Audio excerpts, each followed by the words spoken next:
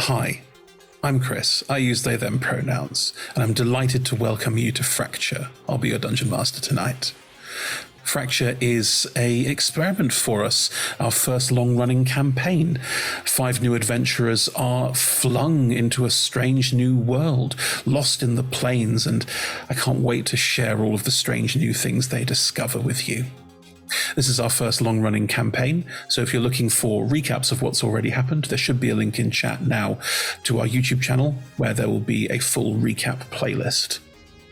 For those who are new to Dungeons & Dragons, everyone here is playing fantasy characters in a fantasy universe.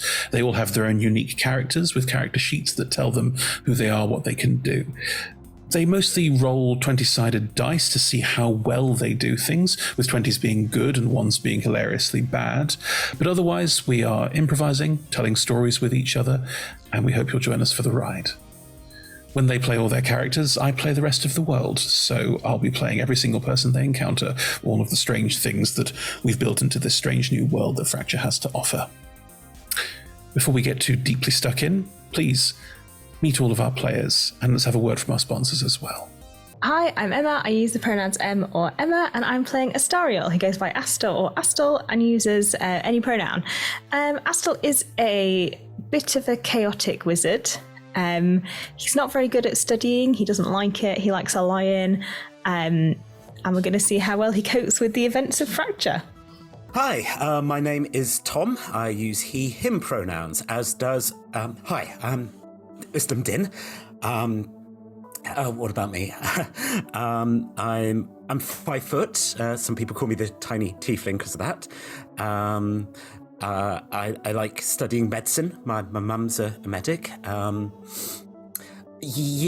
So I wasn't always a tiefling. There is a family curse on my head and a voice in the sword that I have with me at all times. But I'm going to go to school to learn how to get rid of that, so everything's going to be fine. Yeah. Hello, my name is Ed. I will be playing Vuk Kronogorak, who is a Loxodon cleric of nature, uses he, him pronouns, is the first of his tribe to come to Stonywing Hall to attempt to become the mightiest cleric that the world has ever seen. He is a mighty arrangement with a mighty mace and a skin of slate, worships Sylvanus and with violet eyes. Hi, I'm Lola, pronouns they, them, and I am playing Atlas, wise young Thembo of the woods, the Greenwood Grove to be exact. Hi, I'm Rebecca. I use she, her pronouns, and I'm playing Cleo, who also uses she, her pronouns. Cleo is an Earth Genasi monk. She's rather shy and not particularly good at talking to people, and she's just left home for the first time, equipped with a giant warhammer and the blessing of her adoring family, obviously, to go off and see if she can have a few adventures. We are delighted to be sponsored by Hero Forge. Hero Forge offers fully customizable tabletop minis with dozens of fantasy species and thousands of parts to choose from. You can see all of the minis that we designed for this stream in the overlay, and they animate when we enter the combat, so look out for that. Hero Forge are fantastic, so do check out the Pro membership where you can get premium access to features ahead of time, and beta access to things, and all sorts of cool stuff that just makes your life a lot easier. And you can check them out at heroforge.com. We are delighted to be sponsored by Ultra Pro. They make accessories for D&D, Magic the Gathering, and more. My favourite part of the collection are their figurines of adorable power. Here is their gazer. They also make other things such as deck boxes if you play Magic the Gathering. You can find all of Ultra Pro stuff at ultrapro.com. Hey friends, check out our new sponsor, Phoenix Dice, for a carefully curated menagerie of click-clack math rocks for your delectation. Check out their entire selection at phoenixdice.com, and just so you know, Phoenix Dice are all about living gloriously in the worlds of tabletop games and sustainably in this one, which means their dice are working to be recycled, their packaging is recycled, the dice are made of sustainable materials. It's all great stuff. You should definitely get involved. You can also join us today in chat with a chance to be in a raffle and win some Phoenix Dice of your own. Just put !dice into chat and you'll be in with a chance to win. We are proud to be sponsored by Alchemy RPG. Reimagine your gaming experience with alchemy. They're focused on creating immersive, cinematic experiences everywhere you interact with tabletop role-playing games. Playing a game, creating a world, streaming, watching live games, discovering new content. Look at all the cool stuff that they are doing there. You can use environmental motion art, scene-based music, seamless character management to run your games over the internet, with upcoming features including homebrew content, streaming overlays, and spectator mode. So go and check out alchemyrpg.com. We're delighted to be supported by Idle Champions of the Forgotten Realms, a Dungeons & Dragons strategy video game that brings together D&D characters from novels, adventures, and multiple live streams into a single grand adventure. Select your heroes and formation and battle through waves of monsters for free on PC, phone, PlayStation, Xbox, and Nintendo Switch. You can pop exclamation code into chat for a free Electrum chest. We're delighted to be supported by Neverwinter. In Neverwinter, explore and defend one of the most beautiful cities from Dungeons & Dragons' Forgotten Realms campaign setting as it rises from the ashes of destruction. Epic stories, action combat, and classic role-playing await those heroes courageous enough to enter the fantastic world of Neverwinter. Neverwinter is completely free to play, so set yourself up an account today and pop !NW gift into chat for a link to a free gift. Check out our wonderful supporters, Elderwood Academy, who make beautiful bespoke gaming-themed gear, including hex chest dice boxes, spellbook deck boxes disguised as bespoke ancient arcane tomes, and scroll and codex dice tower and rolling tray pairings. Make your own with their online designer at elderwoodacademy.com. Check out our supporters at D&D Beyond, your guide to digital D&D. Make character sheets online, share them in a campaign, and track all of those tasty little stats in one easy place. You can use the Beyond app to track your characters on the go. You can also use their encounter tracker and archive monsters to run any smooth combat thing.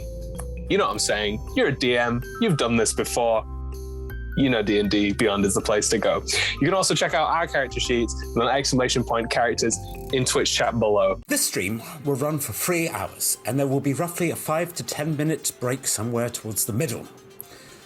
We run shows on Mondays, Tuesdays, and Fridays at 6 p.m. Greenwich Meridian / British Summertime, which is 10 a.m. Pacific Time, 1 p.m. Eastern Standard Time, 7 p.m. in mainland Britain, and 2 a.m. Tuesday mornings in Japan and parts of Australia. On Mondays, we run TTRPG streams. These can be one-shots, 4, 6, 8, or even 12 weeks long. You can always find our latest schedule at twitch.tv/rolltogetherrpg/schedule. On Tuesdays, we have our ongoing campaign, Fracture.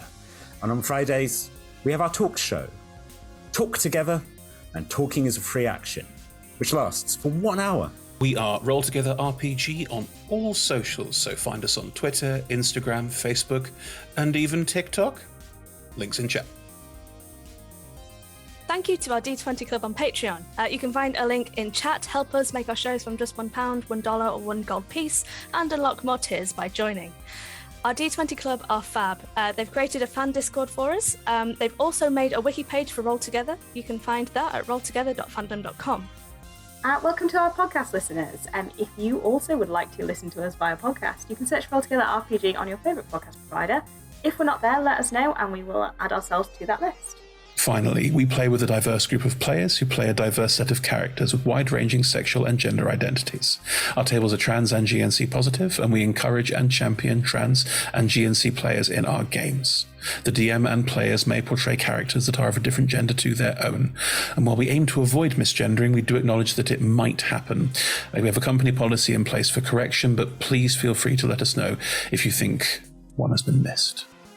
We play safe games at safe tables. !safety in chat will show you what we do, the TTRPG safety toolkit, as well as content warnings if you're looking to avoid certain topics. Grand. Right, here we go.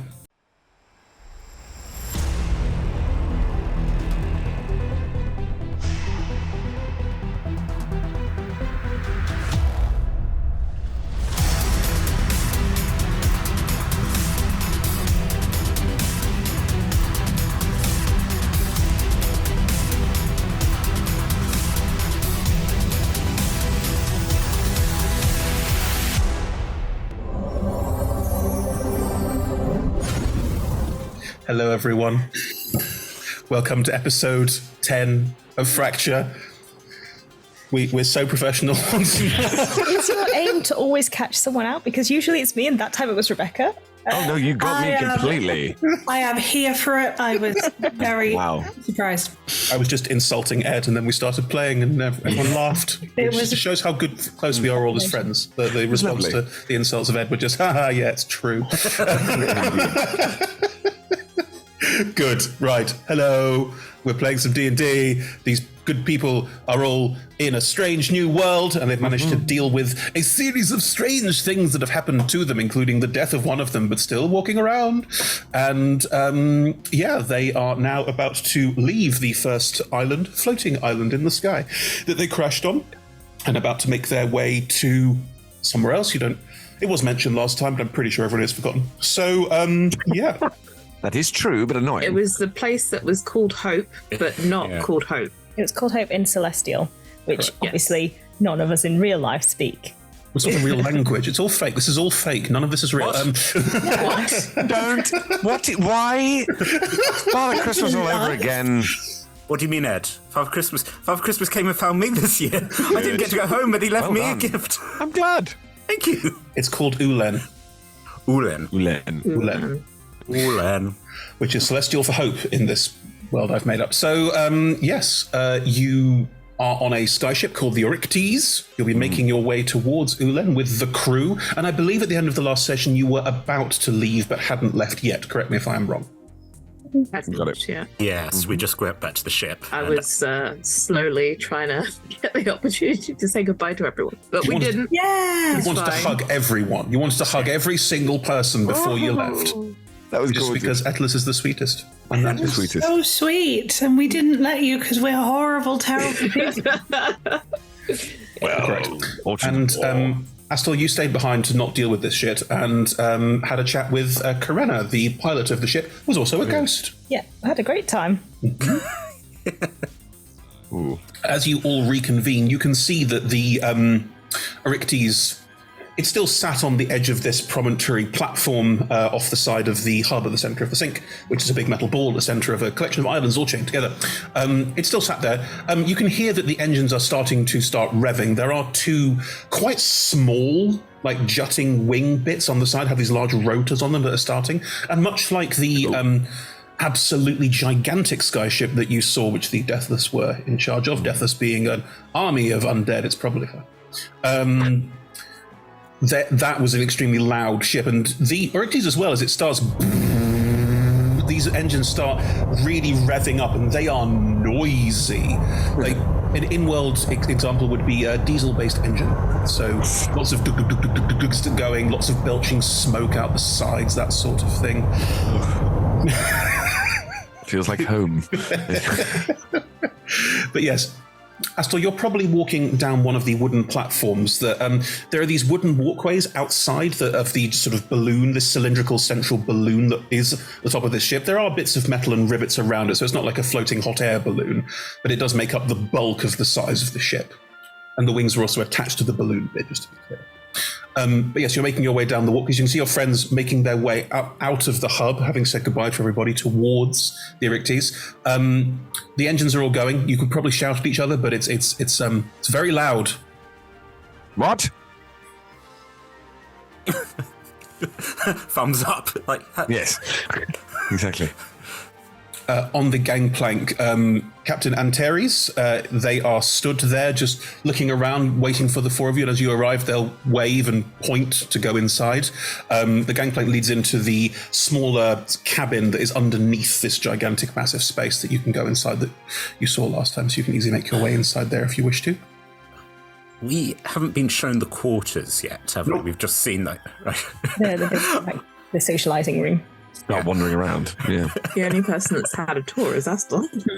Astor was just shown the cockpit. Yeah, just the cockpit. A wider tour was offered. Emma turned it down. Not Astor. Emma. Emma turned it down. Did I? Yes.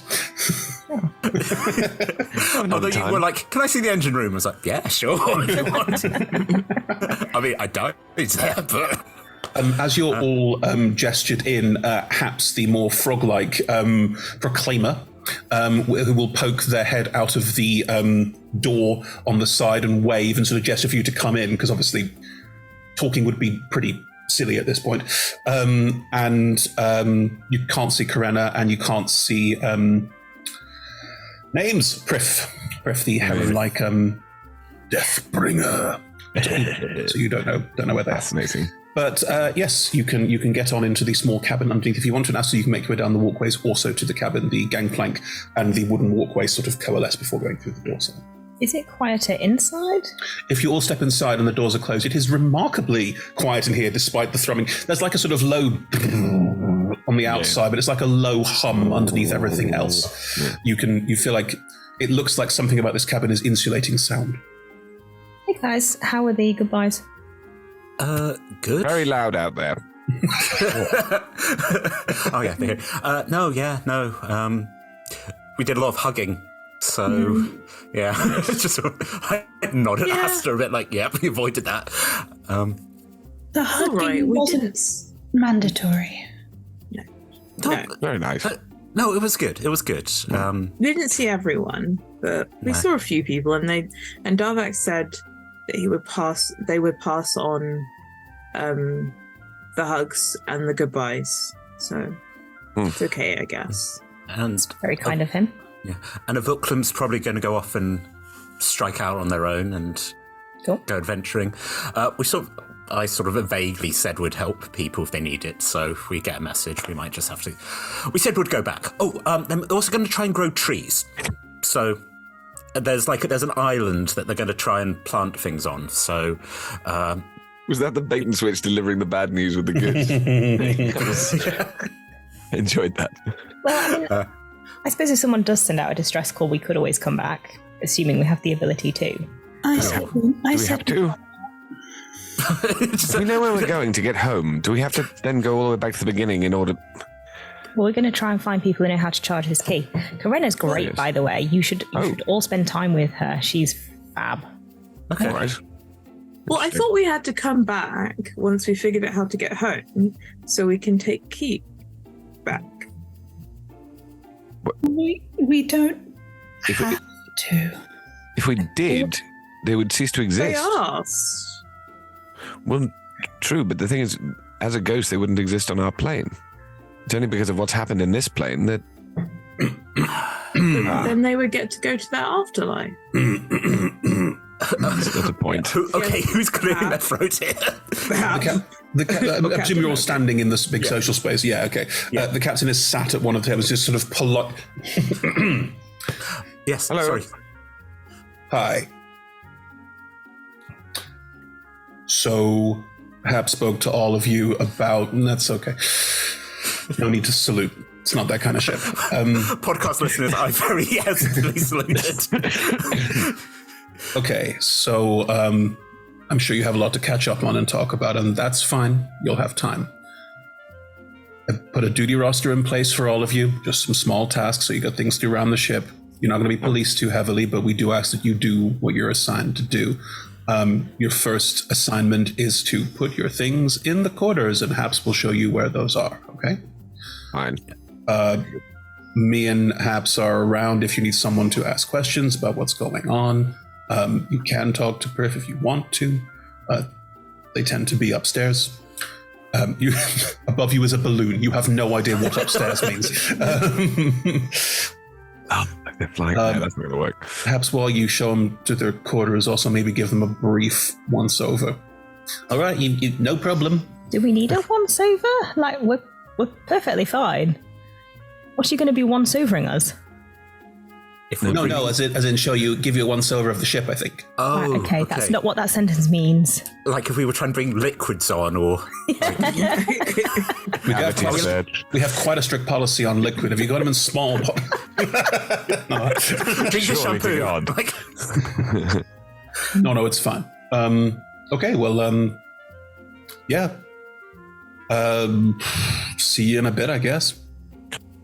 So this is an Ed question. Do I remember this as a hydrogen balloon? I described it as being hydrogen-like, yes. Fascinating. All right. Inspires me with safety is all. Okay, cool. Yes, follow. I wish to follow as well. So what kind of other duties will we end up doing? Like, presumably as we go. What?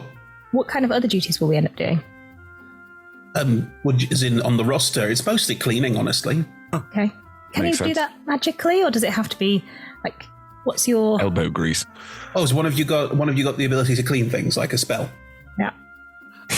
Well, great. Then I guess we'll give you all the cleaning then, and we can give the others other jobs. No, that's really tedious. I shall step in and go, I've also got someone who can help me clean. I'm happy to share with Asta. I want to do other things as well. I don't want to just clean.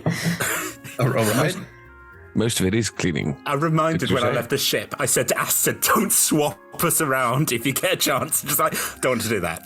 Don't want to do that. Organising the books, I'll do that. Well, we can talk about who does which job in a minute. Let's just show you the quarters first. There are ship-style stairs, so quite tight and narrow stairs. You can go down from the social space into a lower deck below. If you head down there, the lower deck is split into two. There is a rather cramped room full of various cots that bunk beds are all stacked on top of each other. You and the rest of the crew would probably fit in relatively well, but it's a tight squeeze. Are we touching each other? As in, like, sorry. Why do you always ask that, Ed, when we go on holiday? Here's your room. Do we have to touch? It'll be easier if we held hands. Do it? Yeah, so we don't get lost in our dreams. Yeah. Head to toe always. But it's still in the middle. Sorry, what I meant was, is it so close as that neighbours are shoulder to shoulder, let's say? In most cases, like Titchy Little Slim Din, although currently a bit taller, no. In your case, a resounding yes, but don't forget you don't sleep. So I will just stand. For example, you could go up to the social space and just stand there if you wanted to, because you don't sleep anyway, so it's kind of irrelevant to you. Yeah, exactly. Yes, you could find a space for myself. Yeah. Okay. Yeah. Next to it is a room with signs all over it saying "Do not enter," which is clearly the engine room or some description thereof. Yeah. But if Corinna lets us go in, we can go in, right? Point to the sign. If Corinna says you can go in, you are welcome to go in. I'm going to remind you that Corinna died from going into the engine room, so it's your decision what you do with your life. But downstairs is the hold, so that's got anything we're transporting at the moment. Currently not that much, but if you're looking for things to... There's a big space down there.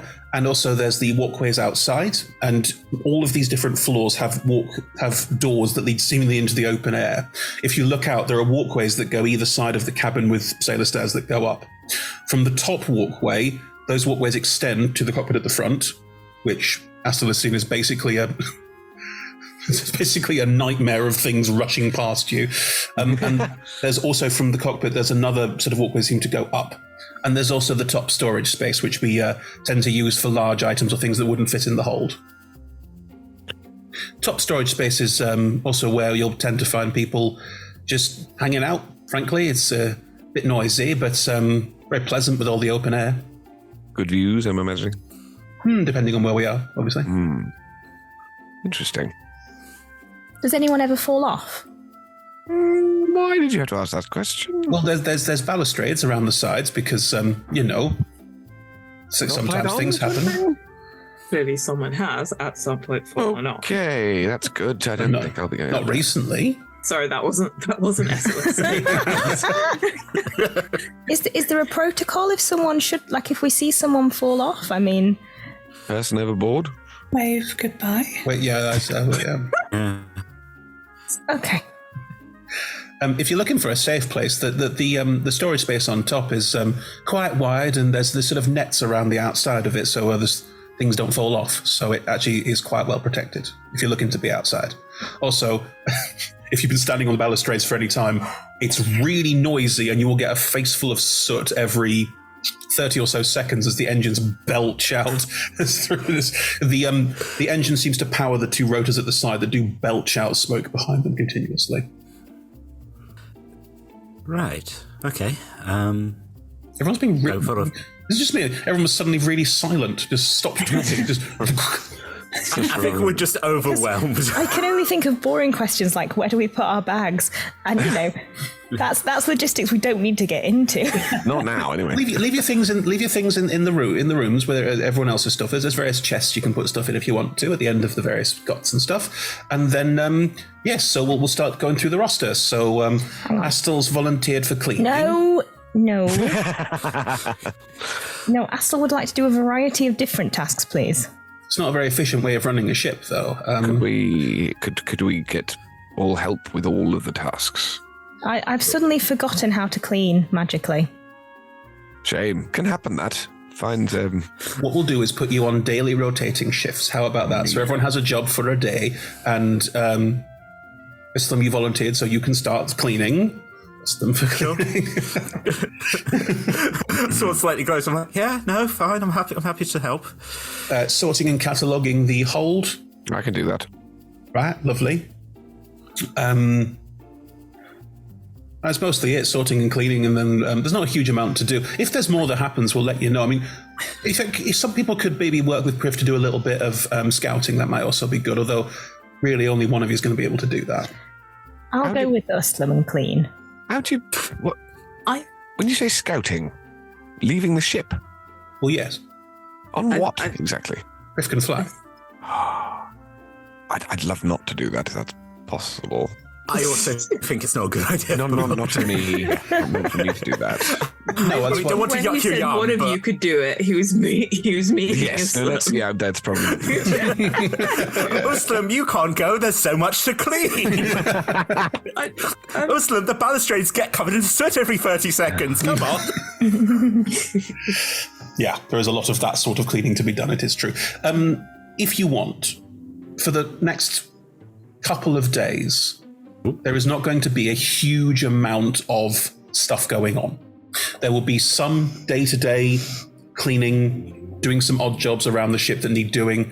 You will be shown the captain's quarter at some point, which is a separate, tiny room for Antares, where there'll be some things like bookkeeping and some can you make sure these papers are organized that some of you might enjoy.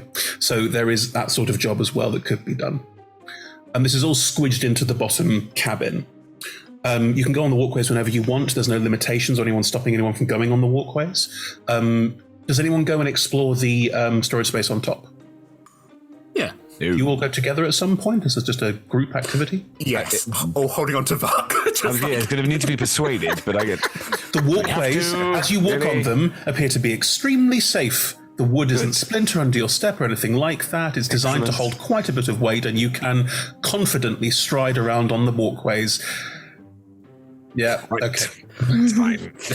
The podcast listeners, and is basically miming, grabbing, and pulling themselves along with as much unpleasantness as possible. Why am I doing it anyway? It does feel like we're working with a toddler. Like, come on, you can do it. Come on, you're fine. You're like, no. I wish to sit. Yeah, I'd say that's about right. Making your way up the walkways as they go up towards the top, but then they split and the stairs go up and then the stairs go up again. The top of this ship, you can see that there is wooden paneling and metal rivets holding above the balloon, like it's designed to hold weight above it as well as below it. So whatever's holding, whatever gas or whatever is making this balloon fly isn't, it doesn't need to be kept flat or it doesn't need to be kept soft on top. It can hold its weight in with things around it. The top of the ship has a couple of strange oddities. First, there's a couple of chimneys. There's about 3 along the length of it. You can see the pipes go back down to the cabin underneath. Yeah. So the rotor's belching out smoke isn't the only smoke. It's also like belching out smoke behind it continuously. There are a couple of small cranes either side. Or mechanical? I know, mechanical. Oh, it's me, Steve, the crane. I move things. That's not. There are 2 mechanical-looking cranes on top that are clearly either side of this large central storage space. It's empty at the moment. It has a wire mesh around the outside of it, and the wood on the floor it is quite heavily polished because of the things that get picked up and taken off it. And the crane's clearly designed to pick things up and take them off this central spot. In a bizarre way, it looks a little like a basketball court It's got the nets around. It's got the chain link around the outside, and the wood's very well polished. But nice. Yeah, the chain nets go quite high, about 8-9 foot up. So inside here, you can feel particularly safe. Like nothing's going to really be a problem in here. Chances are. Do you get buffeted by the wind? Everyone gets just. When you go outside, the noise is quite deafening, and the ship, it doesn't move super fast. Like, we're talking probably about 20 miles an hour. But, because you're quite high up, the wind is quite strong. On the balustrades and on the walkways, it's fine. Inside the top here, the rotors are below you. There's open sky above you. It almost feels like once you're inside this sort of storage space that actually you can hear yourselves talk. It's actually relatively calm and peaceful. You can see why people tend to hang out up here. It's clearly more pleasant than a lot of other parts of the ship. If you all head up there on your first afternoon as you are getting settled in, you note that Prif is up there. They don't appear to be doing anything. They're just sort of standing in the center, sort of looking around. A little talk box above their head, come on, come over. Exclamation mark above their head. Yeah. No, they just they'll do occasionally. By the time you get there, just standing there, sort of, and will wave politely at you. A reminder that Prif looks a bit like a heron, and we'll walk over to you. You're all here. Good. No one got cold feet. Well, my feet are actually quite chilly at the moment because of the wind rush, but I'm struggling slightly, but it'll be fine. You're encased in metal, but all right. Good. Well, I'm glad you're all here. Looks at Islam. Has perhaps spoken to you about doing some scouting with me at some point? Yes. Well, it was sort of like being put on the rota. I did have to look like I had to do a bit of cleaning, but yes, no, I'd be happy to scout with you as well. There's no rush. Just hey, let me know whenever you need me. Happy to help. What are we? Is it a threat we're scouting for? What's the? Right. We're currently. You look around you, there are other islands. You haven't, there's no point where you can see no islands. There's always other islands around you. So this area is currently generally fine. At some point we will cross the, I'm not sure. Okay. It's called the territory. Right. Makes sense. It is the territory of a group called the Terror. Right. Thus, yes. Incredibly literal. Territory. Territory, okay. Yes. They were originally called the Terran Empire, but that became the Terror. What's the league called? Terry? Terrifying? No. Terran Empire begins with a P, like wings. A Terran. All right, okay. Yeah, yes, Terran. Latin, that famous language that doesn't exist yet. Carry on. That's just common. It's the same thing. No, it's romance. Yeah. But yes, the Terran Empire, once the floating islands started becoming part of everyone's lives, decided to take them over and start charging fares for flying amongst them and that sort of thing. And it really hampered people's abilities to escape the wastes. So that did not go very well, and it all fell apart eventually, and now they're just known as the Terror, because that is what they inspire. But still with a P. That's open to interpretation, I think. We can ask. You probably won't get a very cogent response, I'm afraid. They are they are in the market for taking ships like ours and stripping them for parts. They there's a lot of that going around, stripping things down for parts. Oh yes, that's true. I suppose we are, as a world, relatively resource poor, so it does make sense. What do they do with the people? Same thing in a way, I suppose. You're gonna say throw them overboard, aren't you? Throw them overboard. They yes, there is some of that. Gives them a chance if they got feather fall. They are also somewhat renowned for struggling to find food any other way. Ah. Good. Right. Nice. I think that's where the terror thing came about. Very really stripping for parts. Okay. So yes, we need to keep an eye out for them. They don't have many ships because they tend to break them down too fast. So what they end up with is smaller things, and their territory is mostly a series of smaller. It's quite large, but it's a series of smaller islands that they claim as their own, and they tend to jump between them. But they don't have any major ships or anything like that. Right. So we're just scouting to make sure that the islands up ahead, we never know where their territory is going to expand to entirely, because where it expands depends when they fancy expanding it to that day, or leaving things behind. No one's done anything, well, no one can do anything about them. There's no major force large enough to deal with them all in one go. They were the major force until it all went to the dogs. So that's a bit genocide-y, isn't it? That too. It's not one collective group of people. I should be clear. It's different members of different species gain wings as part of their heritage, like myself. So fascinating. Very Oh, useful. so they all thing. fly. So they don't use ships. They just fly. Yes. Okay. Oh, Or those of them that don't have mechanical aids to do so. that's cool. That might be useful to find some. I wish I could fly. Me too. I wish Rook could fly. The quest log now just says, get the crew to fly. I do think there'll come a point where I can make you magically fly, Attilis. That's cool, but like, if you're not there, then how would I fly? Yeah, no, I can't do that. I will say that most of the technological versions of flying that we have in this entire world tend to be a little dangerous. Okay. But like, how? Makes sense. Well, for example, the this ship, what we're standing on, is the way that we get buoyancy. It's a kind of gas that we can generate by burning a kind of rock. Right. Sounds. It is flammable. That's not brilliant. No, it's not. It's not instantly flammable, and it can normally be avoided. And this is why the balloon is protected, as you can see, Yes. apparently, and the metal. But yes, if that's what we're using for a ship of this size, smaller ones tend to be a lot more volatile.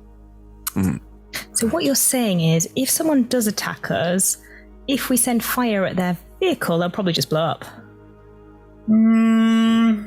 The same is true vice versa, is it not? That's what we got to watch for. Most of these things are shielded for fire specifically, but blunt force trauma can often make the issue less of a problem. Is there?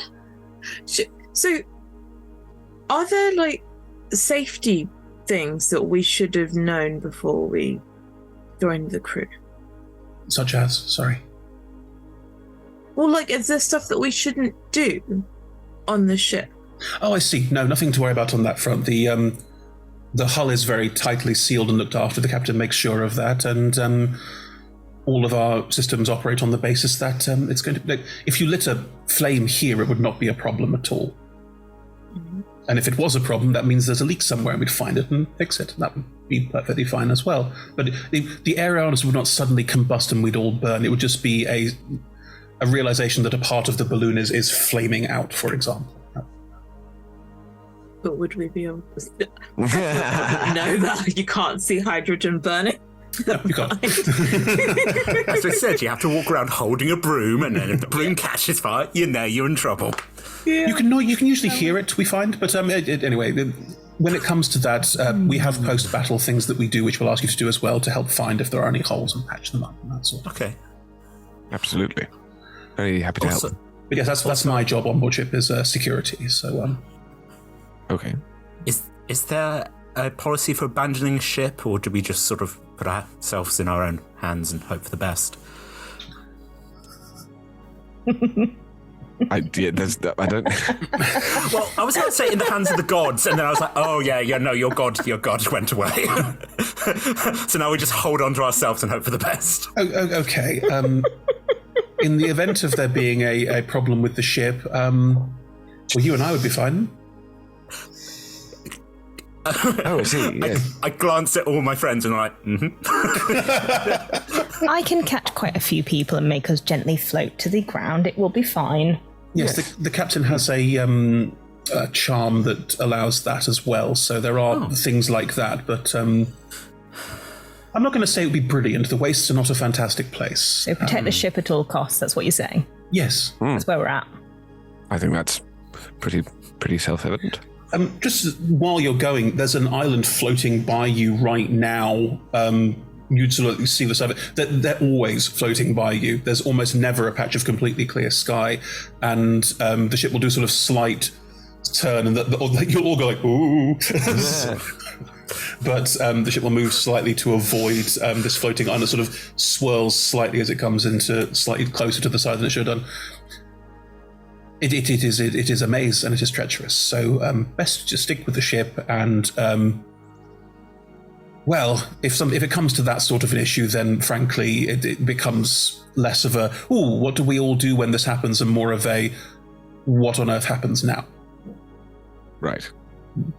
Makes sense. just good to ask. Would hate to know there's an assembly point in us not knowing, but okay. No, fine.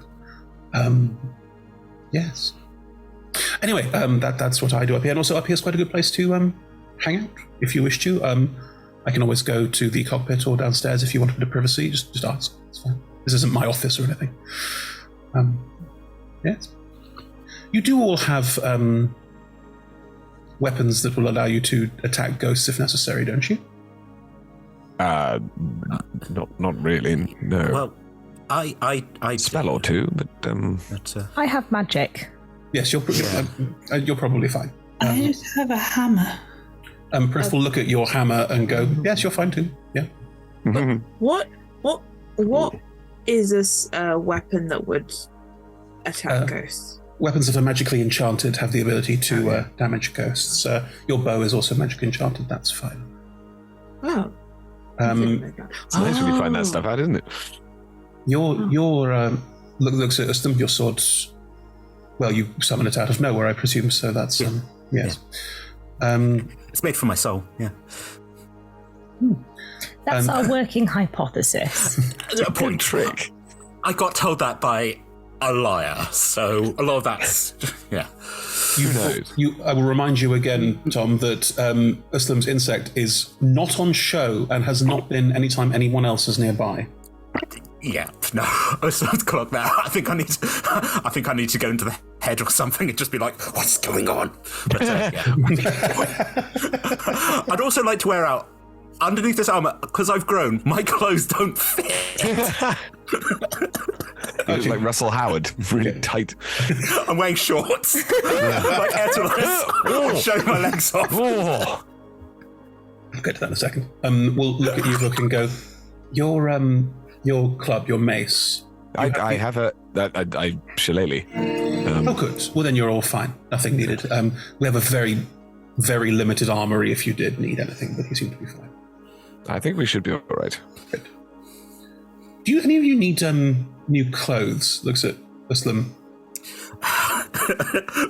looks down and goes red. I'm like, oh goodness, yes, please. Oh goodness. Season 2 redesign. Pirate Uslam, very exciting. If you need I thought you were just going with I thought you were just going with like a more airy feel. Well, when things don't fit, they should probably be nice if they did. No, it would be nice. Things were fine when we're on the ground. Now we're up high. Things are very airy. I suppose it is a little bit colder. Airtulus, how are you not? Your knees have been out for like 4 days. How are you not cold? Knees? You worried about knees? I would not. This doesn't wear a shirt. It's almost like I've just realised that. I was like, oh my goodness! Where is your shirt? Lucky he's wearing shorts at all. We flash back to our meeting. Where are your shorts? Put some clothes on. Give me back my sword. if you would like to borrow, I'm sure Habs can arrange some going through some of the old bags of crew who are no longer with us. Oh, okay. That sounds amazing. Can I come as them, please? Yeah, no. Surely we should respect for the. Oh, I suppose they didn't start recycling. Why are they no longer with you? Because they left things behind. In some cases, it is because they died, but it's relatively rare. Waste not, want not. They're resource poor. That's what yes, true. I mean, to be honest, everyone, clean clothes is probably not a bad idea. Just sorry, I know if I was acting or not. It just seemed like hell. there was a. I think it's all right. But there was a very, very odd noise on deck. Anyway, it's all right. Is your balloon okay, or just? Once you have had the tour of the ship as well, as I said, it's a couple of days. And in that time, there will be cleaning, there will be organising, there will be bookkeeping. Muslim, if you go on a scouting trip with Prif, it's literally just a figure of 8 around the ship, no landing on any islands. If you ask, Prif would tell you that a lot of them are uncharted, a lot of them have stuff on them that is from end of the world, pre-apocalypse, so sometimes it's fine and sometimes it isn't, and if the Terror have decided to take ownership of it, then landing on it is pretty much an very easy way to get them very riled up. So it's best to just leave these things alone. In touch. I mean, in your experience, how often do the Terror try and attack the ship? Is it just precaution, or? I'd say it's about 1 in every 3 journeys or so. Usually depends if they're around or not, because they all tend to move, and as large groupings of them tend to move from island to island and take anything they want and then move on because they can. Okay. Sometimes there's none around, and sometimes there's loads around. There is a point that we go through where we have quite a lot of problems, usually where we've got a trick we use, but we'll get to that when we get to that. Sure. At some point in this kind of few days, can Atlas come and find Uslam? Sure. God, if I was like, no, no roleplay. No, yeah. What I was going to offer was, because it's a couple days, if anyone wants to have a one-on-one conversation with an NPC, or if anyone wants to have a conversation with another one of the player characters, or you want a grouping of people in a conversation, or you want all of you in a conversation, let me know and let's do that. Oh boy, we have to make a list? Yes. Look, Lola said first, can Atlas talk to Uslam? So the answer is yes, absolutely. Let's start there. Uslam, who's now dressed like Jim Hawkins in like flowy shirt and dimly trousers. You've still got the armour on. You've still got the armour on, so it's it's the same, but you've got slightly longer trousers and you've got a collar poking out the top of the armour at the top. That's it. That's the only difference. Occasionally he wears a bandana, but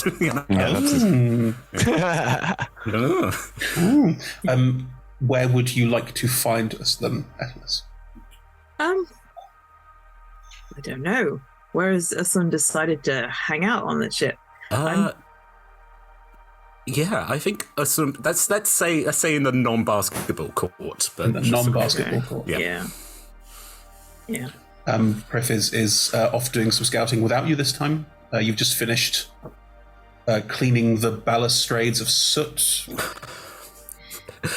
I've used my unseen servant. So is it happening right now? The other servant's doing the cleaning. You're there going, yeah, you do that. Yeah, you do that. So you do this. They're doing, much like last time, one of these days. Oh, well. It kind of like throws the rags over, and I'm like, well, don't let her. No, maybe I'm helping clean as well. Why not? It's just kind of a wipe. That's them. Yeah. So, I know it's been like a while, but how are you doing? Because I know that, I lost your sword and that was a bit difficult, but now you have it back, or you have a different version, and that's good. But everything's kind of changed and you're different, and I guess when it all kind of happened, you didn't look very happy about it, which is fair. What's your passive insight? Actually, that's a wisdom-based stat, so it's a 13. It's 13. As you are a Fey Wanderer Ranger, you can now apply your charisma and wisdom bonuses slightly differently. So it may not have updated your passive, but I think it's only fair that that is applicable as part of your passive. So just make 100% sure what your passive insight is before we move forward. I don't understand what you just mean.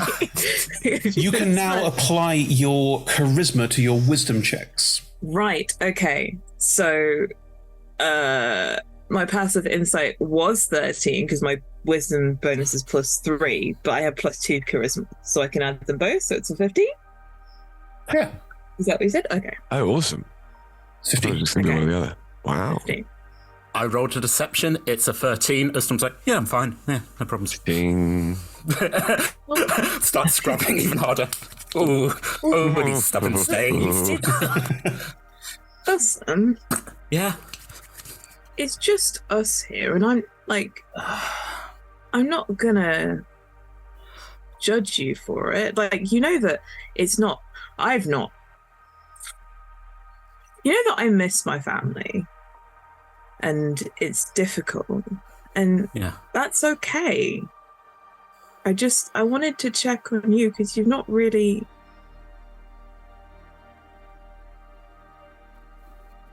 Yeah, no. And I should have checked in with you as well. No, it's been. I mean, it's not like I talk a lot, so I think everyone's kind of known. But you don't really talk at all.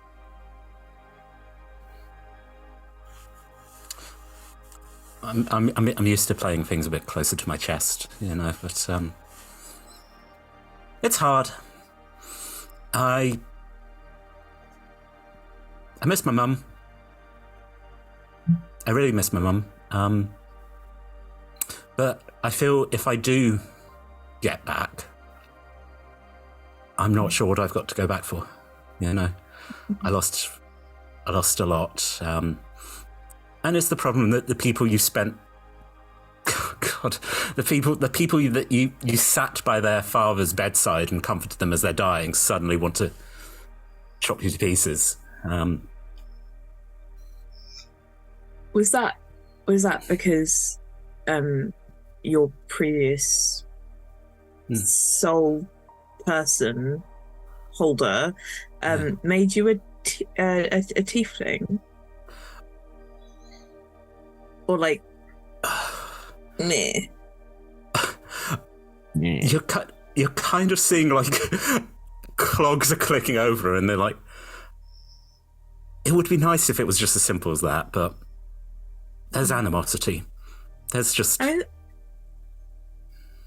those people are kind of crappy.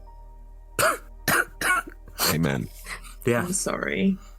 No, it's things got better. I found you, and then things got better, and then things got real bad, and then things are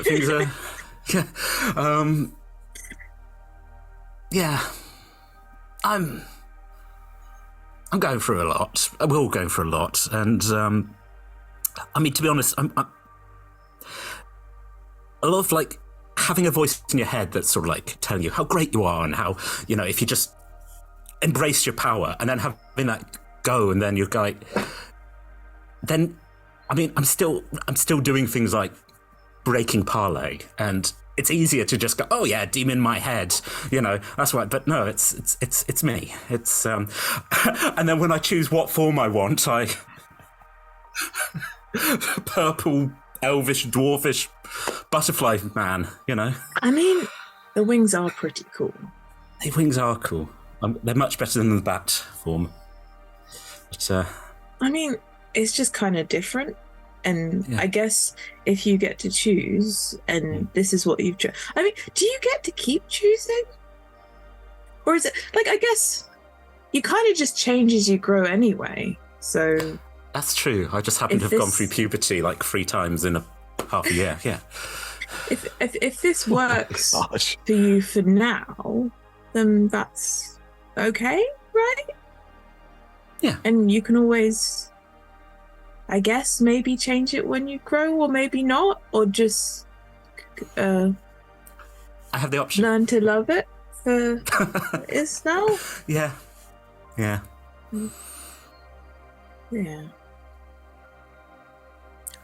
How are you doing, Atlas? Well, I'm fine. We have a plan. We're gonna go find this Uluhan place. Yeah.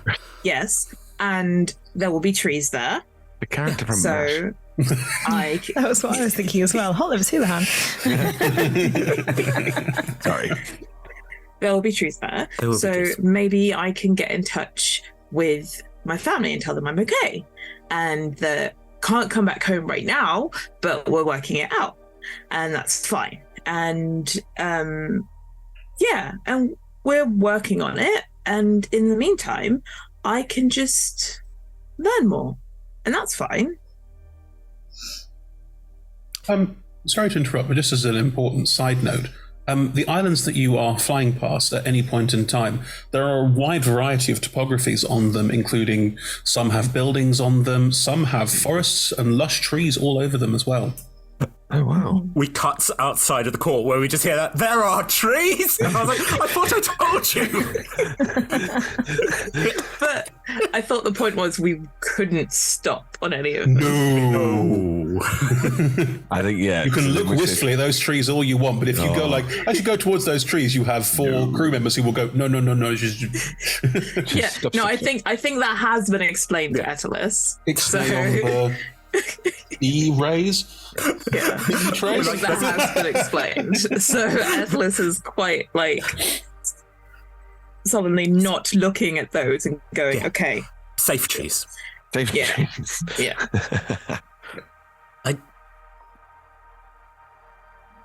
Do you regret coming with me?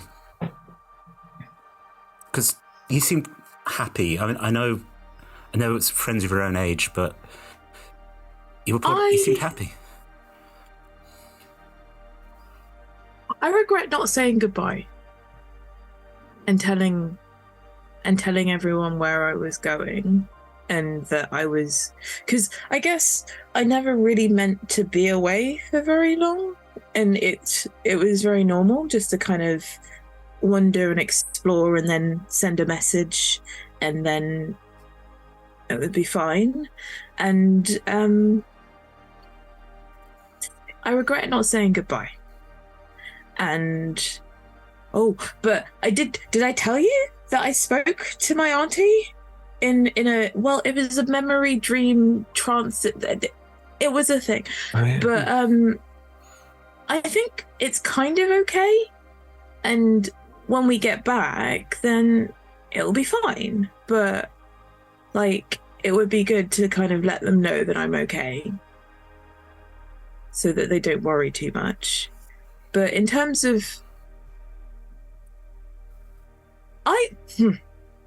I'm learning that there's a lot that I don't know. And I think that it's good to learn new things. So in terms of coming with you, no, I don't regret it, because it's been nice it's been tricky getting to know everybody, but it is nice. I like making friends, and I guess I didn't really have, I had lots of family and lots of I had lots of family, but I didn't really have any friends. So it's been nice getting to know you. I do. The school thing was a bit odd. Yeah, but no. If we could have had all of this without the school thing, it would have been. Yeah. I mean, yeah.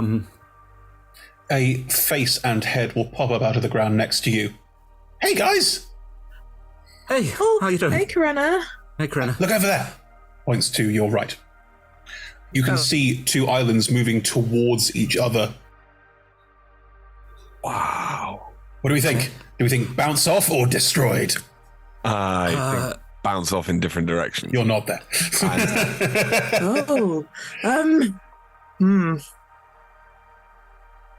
Well, okay. So, are they going really? Are they going really fast? No, it's a very slow, like. I think they're going to bounce. All right, it's one for bounce. Destroyed.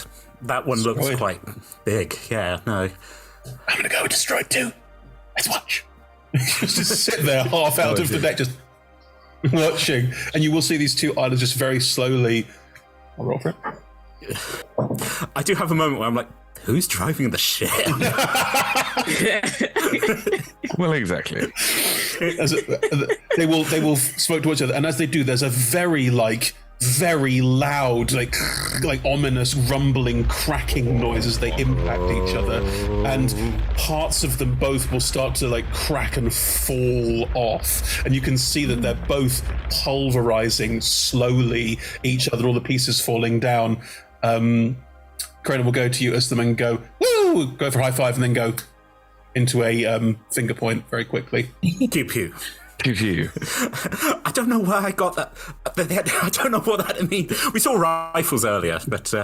Yes, to have picked it up that quickly is impressive. Yeah. Cronos go, sorry, Atlas, snooze, you lose. Disappear back down into the balloon. Nice. Look, Atlas, in this world, there are bounce-off people and there are destroyed people. Some people like to bounce off, some people like to smash. Some people have hope, some people don't. Aslam looks... That's an intent look in the conversation. Oh, dear. Oh, do you regret going to the school? As shards of island fall behind us, I'm thinking. Well, I mean, it's literally the whole, some people have hopes, some people don't. Okay? Any regrets, Aslam? Look behind me. Rolled a 16. No regrets. Meets it, beats it. Oh, it's a 15. No, it's 15. No regrets. Okay. Oh, no, it's not a 15, is it? No, Emma messaged me. It's the other way around. It's you can apply your wisdom to your charisma checks, not the other way around. Oh. Okay, so it's a 13. Okay. I'm okay with you picking up on me not being okay earlier, because I think that's friendship points. Watching a sulky boy go, yeah, no, I'm fine. But, you know, you tell me, right?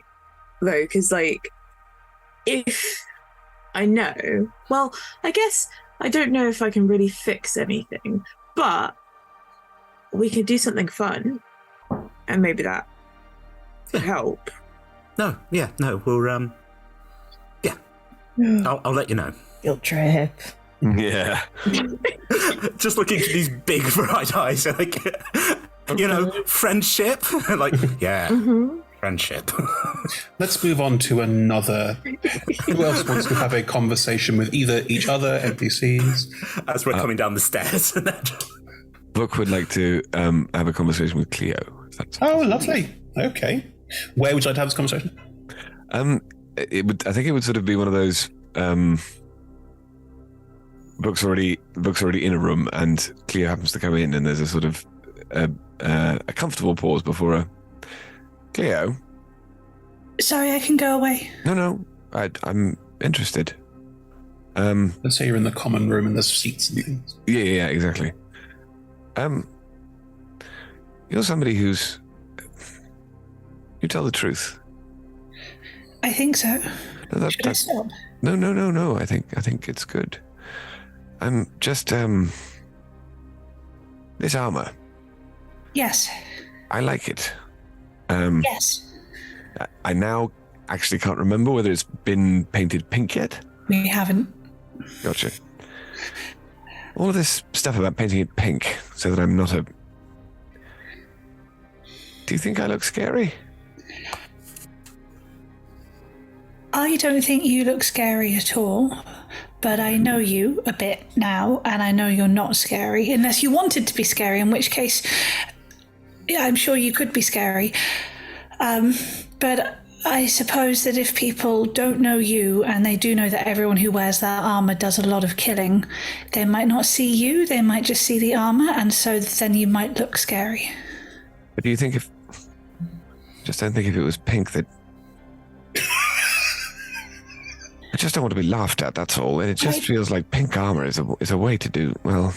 I think you look lovely in pink armor, but I also think there's probably some middle ground between looking like an undead warrior and being painted pink. What colours do you like? Well, really sort of green would be good, but it's more sort of camouflage colour, though. Do your I mean, you need all the help you can get. Do your family, do they have symbols or pictures that matter to them? Well, I've not thought of that. Well, they're a family of clerics, you know. Trees are very important to them. Etelis would like trees, I'm sure. Well, exactly. You could paint what you wanted that would make you feel happy, assuming we could find or make paint, and then it would be obvious that you weren't a deathless person, but also you weren't bright pink. Exactly. Yes. I mean, there could be pink on there. I just don't want to be all pink. I don't think there has to be any pink if you don't want there to be.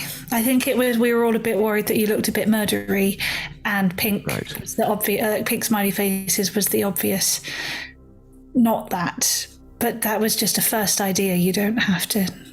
No, I think it's a very good idea. I just wish I'm not very good at drawing is the problem. Well, you can't paint your own armor, because if you're out of it to paint it, it's very hard to hold things or your fingers are broken. With that kind of attitude. Well, I'd like to try and help if you want. I had some good sort of drawing masters for a while. I could. Please, that would be wonderful. You had drawing masters. Oh, you know. Was this at school or was it? No, I never went to school. Never went? No. Where did you get your training then? At home. Oh, I see. Who trained you? Your parents? No, well, sort of, in some things. They got people in to teach the ladylike things. I would want somebody from my family to be teaching my children, I think. Well, it depends. I mean, we're a family of clerics. We're only going to be clerics, so keep it in the family. Yes, that was sort of their thinking, I think. Do you ask about paint? Who do you ask? Priff is scary. Karenna knows things, and is probably there already. Karenna! Head pokes out the wall. Yep. Hello. Is there any paint that we could use? Yeah, there's tons of paint. Yeah, there's tons. I'll have to ask Habs to. Habs does all that sort of stuff. Habs. Yes. They want some paint. Oh, well, there's some in the hold. If you could do painting in the hold, that would be good, because then if there's paint spatters on the floor of the hold, that's not a problem because it's the hold. But up here, it would ruin the woodwork. We can paint in the hold. Lovely. You will be given paints. Anyone is welcome to help paint Vuk's armor. Is that something you would invite everyone else to join in on, Ed? Or well, I think it would be a question of coming back to people and going, so we think my armor shouldn't be this color. Where did that voice come from? Sorry. We've decided my armor should not be this color. So lovely trees. I had one conversation with Cleo and everything's changed. No, I didn't need to do that at all. My apologies. So it seems we don't like my armor being this color, but the only suggestion seemed to be pink, which, although I'm not against it, Cleo's had an idea and wishes to lend skill to painting my armor. Well, I would like it to be with a sort of forest theme, if that's all right. It's your armor, Vuk. Well, exactly. And you can do what you like with it. No, but I'm open to suggestion because I don't want to appear too intimidating, and I'm You're a 7-foot tall elephant man. Therefore, I don't need to consider him any more intimidating. I think trees is a nice idea. I mean, my armor's covered in flowers as well, so... Right. We do have a green sort of theme going on. Yeah. That'd work. As long as that's, well, yes, as Cleo said, I could do with some hand with camouflaging, so maybe it would be a good idea. Yeah. Who paints Vuk's armor? Is it all of you doing a little bit of it? Is everyone helping out? I feel like because Cleo's idea, Cleo, if you want to do the sort of breastplate bit, and then it's a leg each, 2 arms. I mean, it's a free-for-all, baby. Is everyone doing their own bit, or is it like 1 arm and a leg each? After that, do we have any design, or are we just like it's a sunflower? Well, that's what I was going to ask. If you're letting everyone have a go effectively, then there's going to be patches that are each person's more individual style as of asking in terms of what you requested. I think what Vuk would ideally want is a sort of perfect carpet of everything linking together. But I think what he's going to get is a sort of patchwork. Well, you know when someone builds up their tattoo collection by getting individual tattoos and sort of putting them next to each other. Yes, it's that kind of spatter effect. I think is the. All right, then in which case, Cleo, what do you do on the breastplate? For Ed, remind me what Vuk's magic looks like.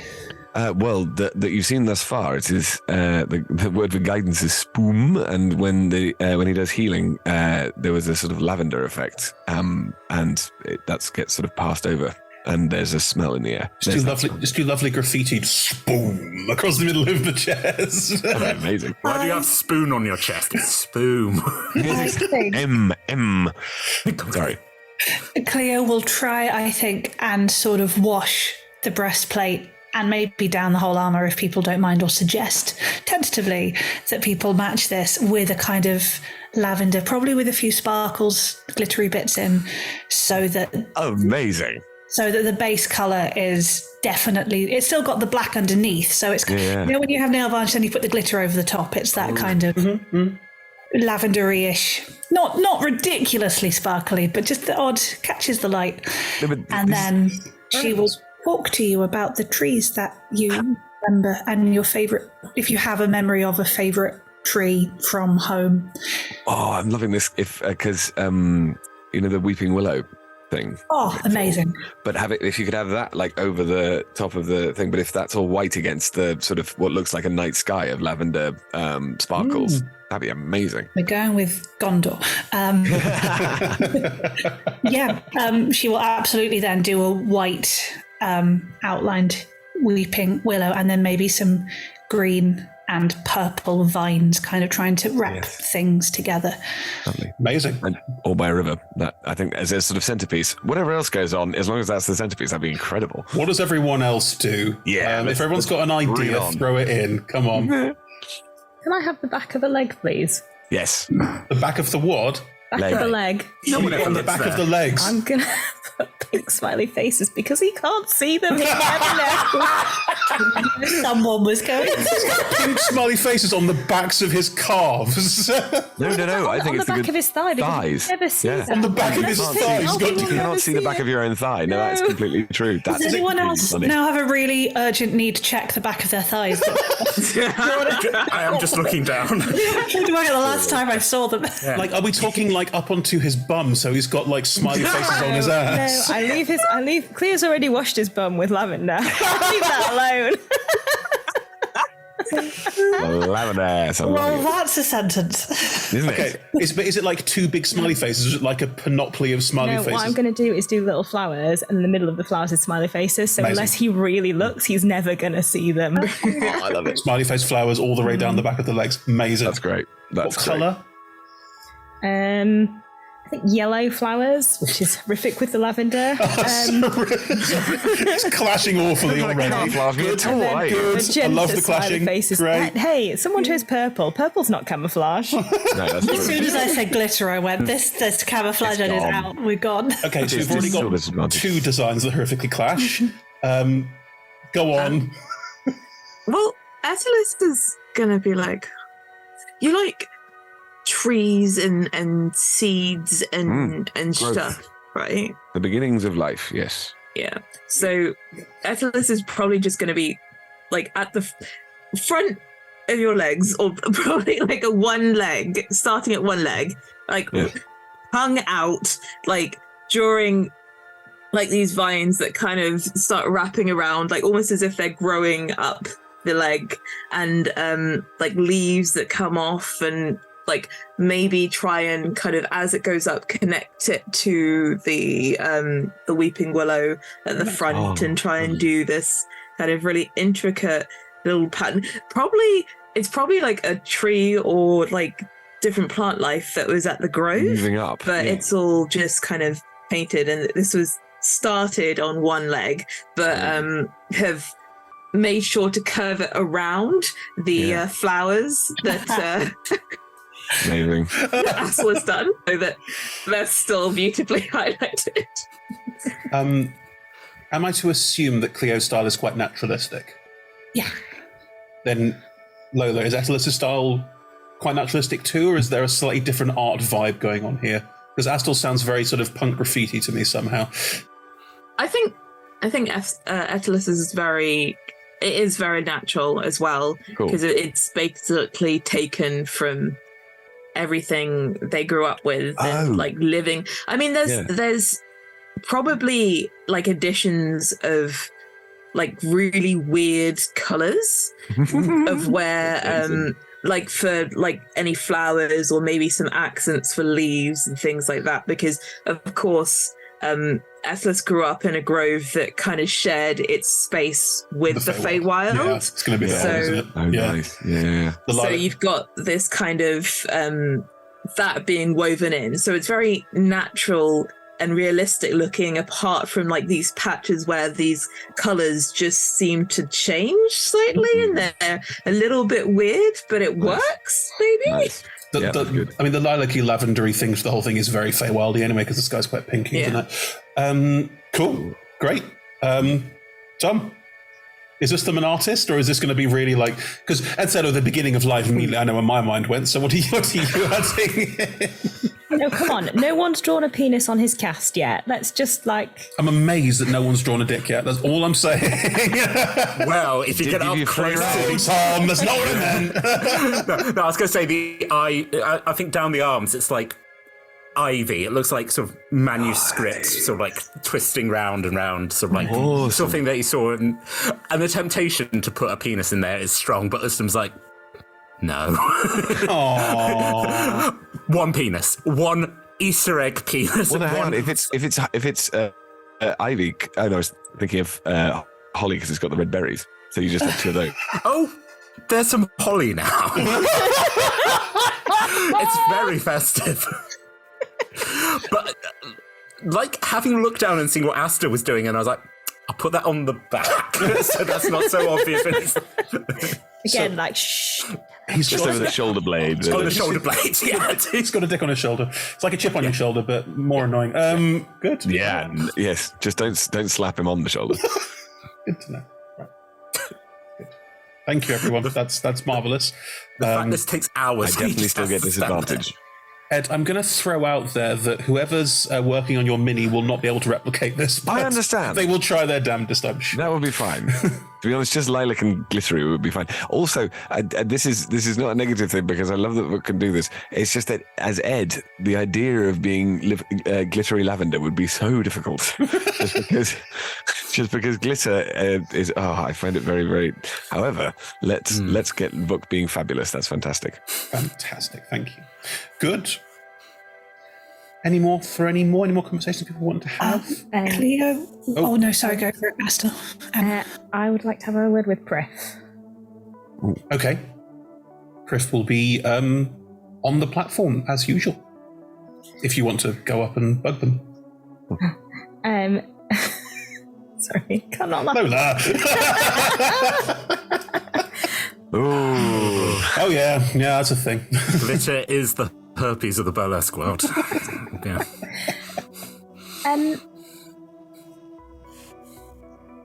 Do people people think you're scary? Sorry, we should have talked a bit more before I asked that question, shouldn't we? It's a bit of a bold opener, I will give you that. I have a reason. Okay. It's not because I find you scary, if that helps. Yes, they do. How do you deal with that?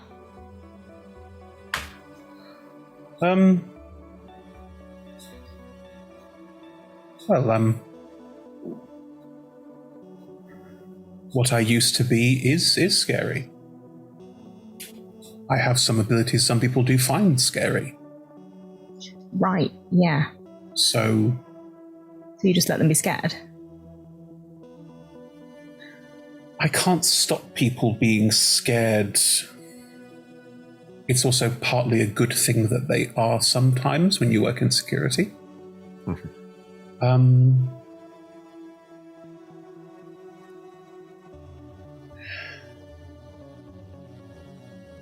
sorry to answer a question with a question, but you're very young, but have you got things you feel guilty about?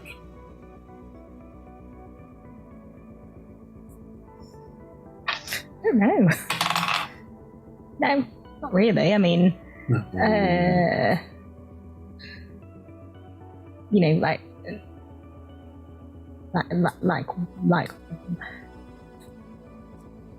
I used to work for the organization whose outfit I wear.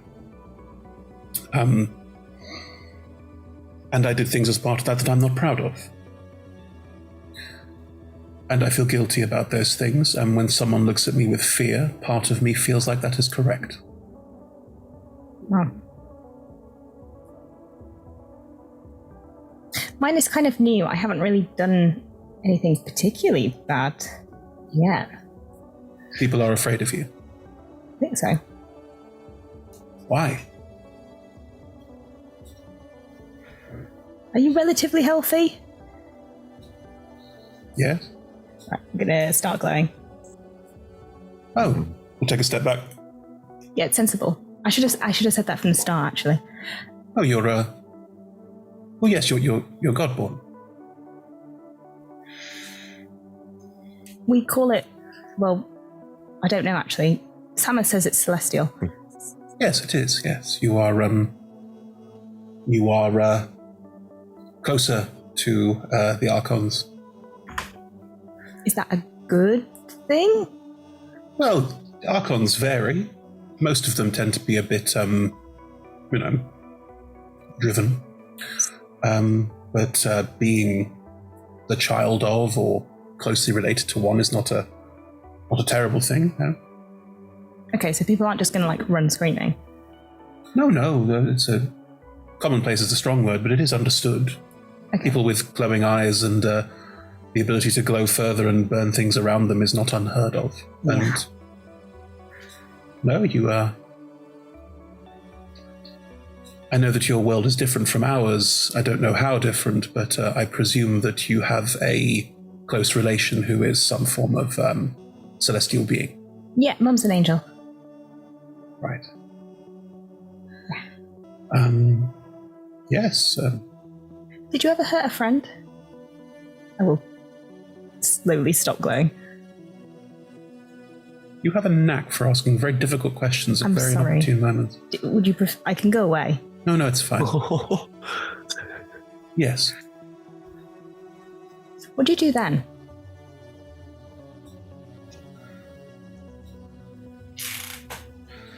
Apologize. Atone. The third step of that is moving on, but I've always really struggled with that bit, so When you say atone, like how?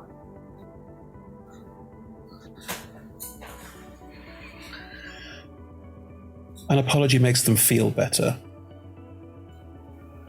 Atoning makes you feel better. It is about trying to correct the mistake, and if that's something that can't be corrected, then finding a way to live with the new state of being you're now in.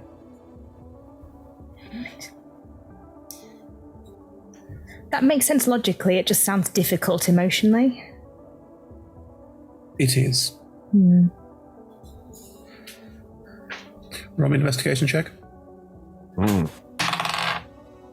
17. You've not thought about it for ages, but talking to Pref now, they also don't breathe. Interesting. Fascinating. Emma think I've cried enough. Astel also realizes that he has cried enough today. Just checking. Have you seen one of these before?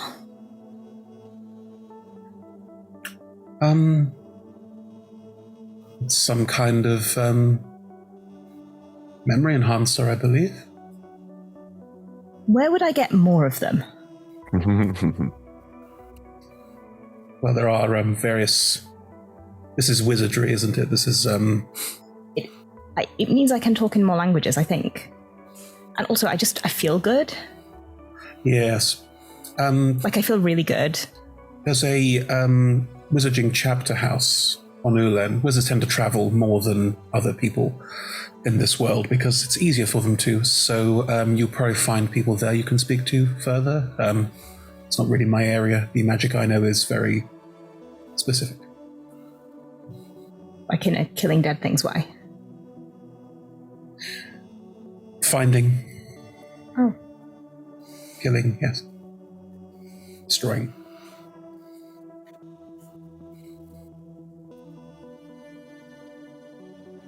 I feel like we should end this conversation on a more normal note, but I've run out of things to say.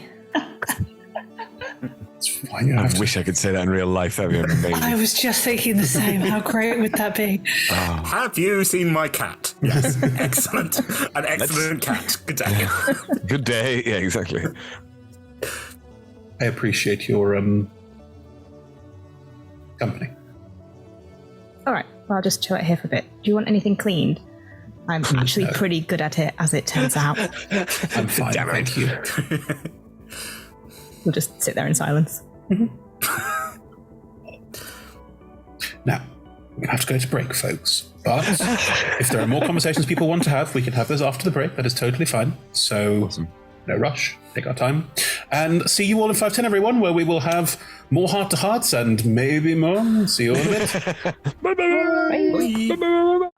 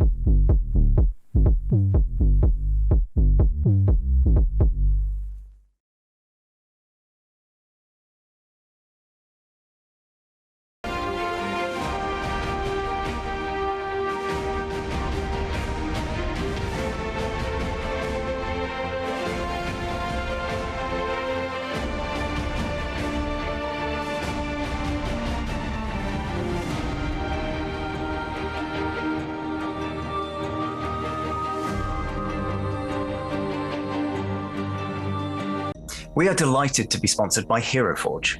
HeroForge offers fully customizable tabletop minis with dozens of fantasy species and thousands of parts to choose from.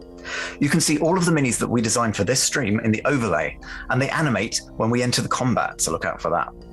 HeroForge are fantastic, so do check out the Pro membership where you can get premium access to features ahead of time, beta access to things, and all sorts of cool stuff that just makes your life a lot easier. And you can check them out at heroforge.com.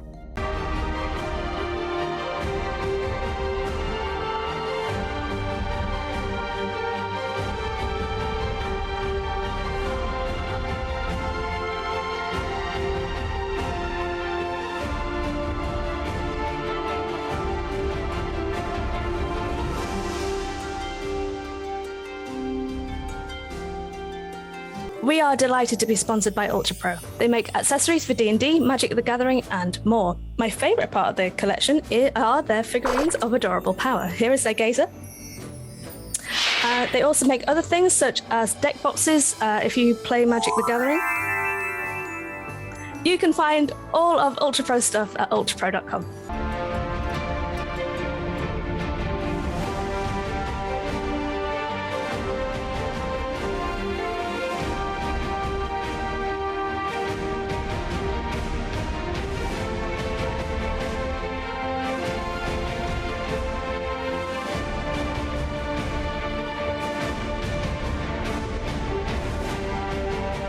Hey friends, check out our new sponsor, Phoenix Dice, for a carefully curated menagerie of click-clack math rocks for your delectation. Check out their entire selection at phoenixdice.com, and just so you know, Phoenix Dice are all about living gloriously in the worlds of tabletop games and sustainably in this one, which means their dice are working to be recycled, their packaging is recycled, the dice are made of sustainable materials. It's all great stuff. You should definitely get involved. You can also join us today in chat with a chance to be in a raffle and win some Phoenix Dice of your own. Just put !dice into chat and you'll be in with a chance to win.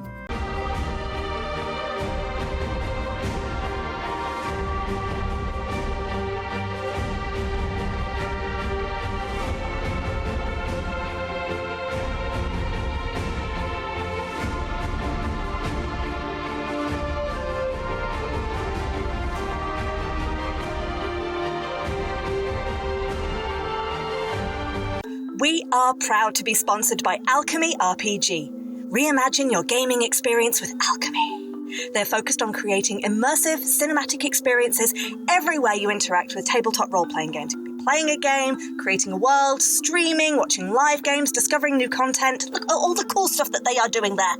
You can use environmental motion art, scene-based music, seamless character management to run your games over the internet, with upcoming features including homebrew content, streaming overlays, and spectator mode. So go and check out alchemyrpg.com.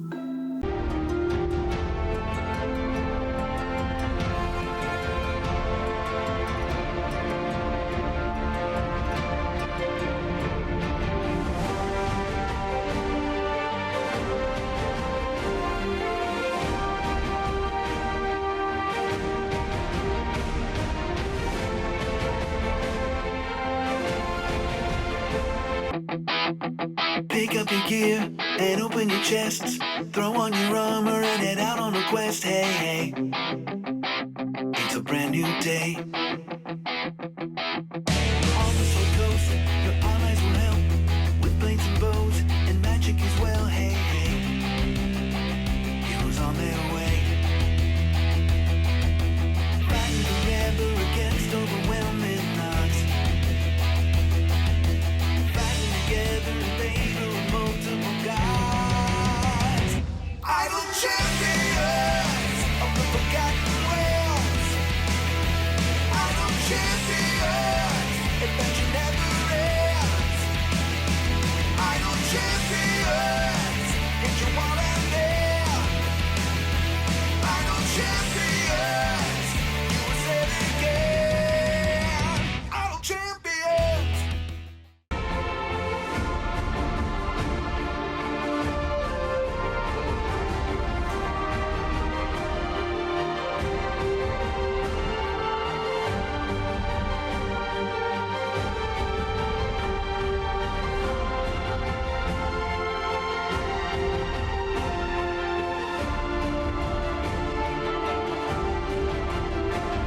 We're delighted to be supported by Idle Champions of the Forgotten Realms, a Dungeons & Dragons strategy video game that brings together D&D characters from novels, adventures, and multiple live streams into a single grand adventure. Select your heroes and formation and battle through waves of monsters for free on PC, phone, PlayStation, Xbox, and Nintendo Switch. You can pop exclamation code into chat for a free Electrum chest.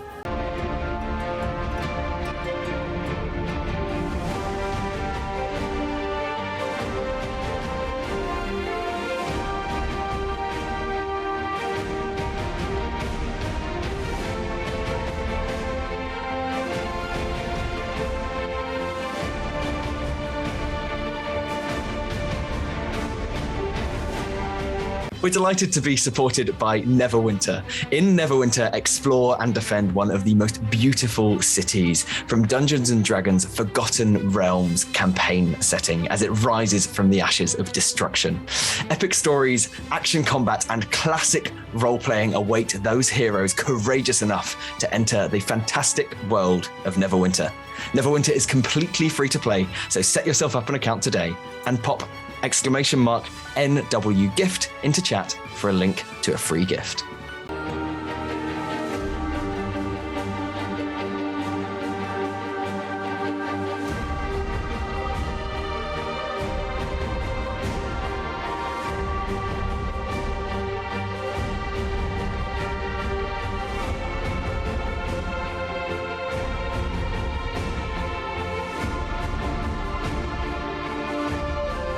Check out our wonderful supporters, Elderwood Academy, who make beautiful bespoke gaming-themed gear, including hex chest dice boxes, spellbook deck boxes disguised as bespoke ancient arcane tomes, and scroll and codex dice tower and rolling tray pairings. Make your own with their online designer at elderwoodacademy.com.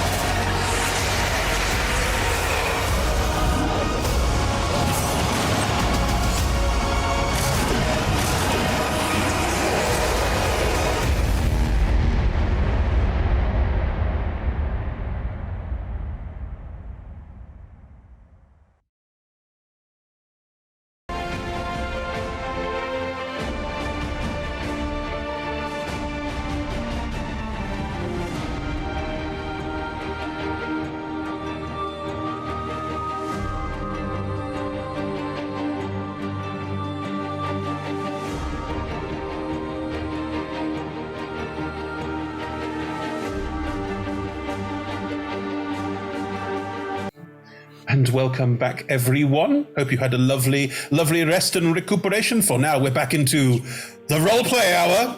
Not called that, but it may as well be. So, were there further conversations people wanted to have? We've had a couple. They've all been very informative and heartfelt and lovely and excellent. Who's next? Look has been transformed. Look has been transformed into a piece of hearts. Bath bomb, yeah. Perfect. Bath bomb. That's exactly right. Cannon. Good. Right. If you put fucking water now, it's all busy. I think that's where I don't get a disadvantage. I just can't be stealthy in water ever. We have to remember that for like 12 episodes' time when we're fording a river and you're just like, oh goodness! I'm frothing! To be fair, you wouldn't normally go in water with power armor, but you can just walk along the bottom. That's so true. You're fine. I'll be fine. We'll cross that bridge when we get there. No, we won't. We'll go through the river. Yes, exactly. Or not. We'll ford that river when we get there. There we go. Frothing as we go. Frothing as we go. Would anyone else like to have conversations in character? Again, remember, you can be with groups or with NPCs or with each other, whatever you want to do. You have a couple of days, so I feel it would be churlish of me to try and cut across any of them. Cleo will hunt down. She will try and find Ursula probably on day 2. Terminator walking. Boom, boom, boom, boom. I'm going to remind you all that this ship is A, fucking tiny, and B, you would be on top of each other almost all the time. So, not like that. It's just very cramped. And you sleep in like a room which everyone's really cramped together, so there's not much privacy. It's just been very innuendo this session. There's been many. Eddie. Okay. Can't help where your mind goes. But if you wanted to find us them in a private situation, you could. You're not helping, Chris. Probably on the not basketball court. Would you be on the not basketball court at some point? I spent a lot of time cleaning up there. Maybe you've been doing some scouting and you come back, and if Griff sees Cleo coming up, we'll just nod politely and then again go, I'm for some scouting, and just go.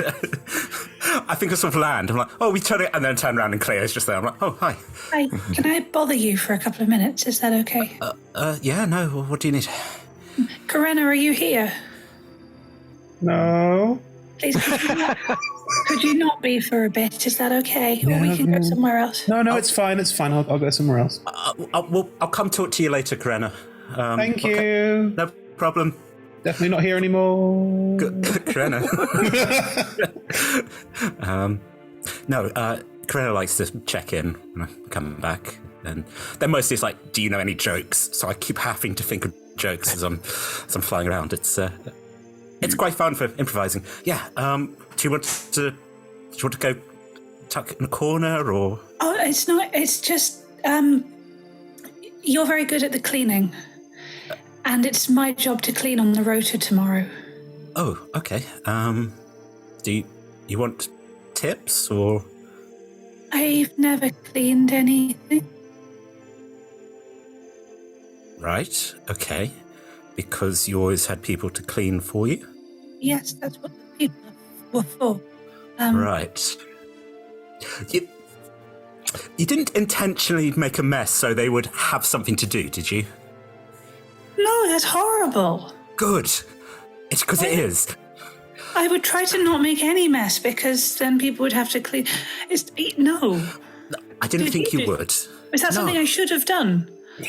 No, and please don't do it because people who do that are terrible. I mean, my sister would do it. And she said, well, that's what they're there for. And she is terrible, to be fair. So, let's have a breath. Right, there we go. Yeah, okay. Yeah, no, sure. I'm probably going to... Well, to be fair, I sort of do cleaning when I've got something to do. You can come with me and you can... It sounds weird if I say you can watch me, but hey, just come watch me clean. I can. It's not too hard, really. It's mostly just putting elbow grease. It's putting a lot of effort in, and because I don't need to grease my elbows till I get quite a lot older. Good. I'm glad to hear that. Blinks, and I'm like. This is the sort of thing of going, is she joking? Because if I'm just going to roll insight, just someone's hey Uslan, this is the voice of God. Yeah, she's never joking.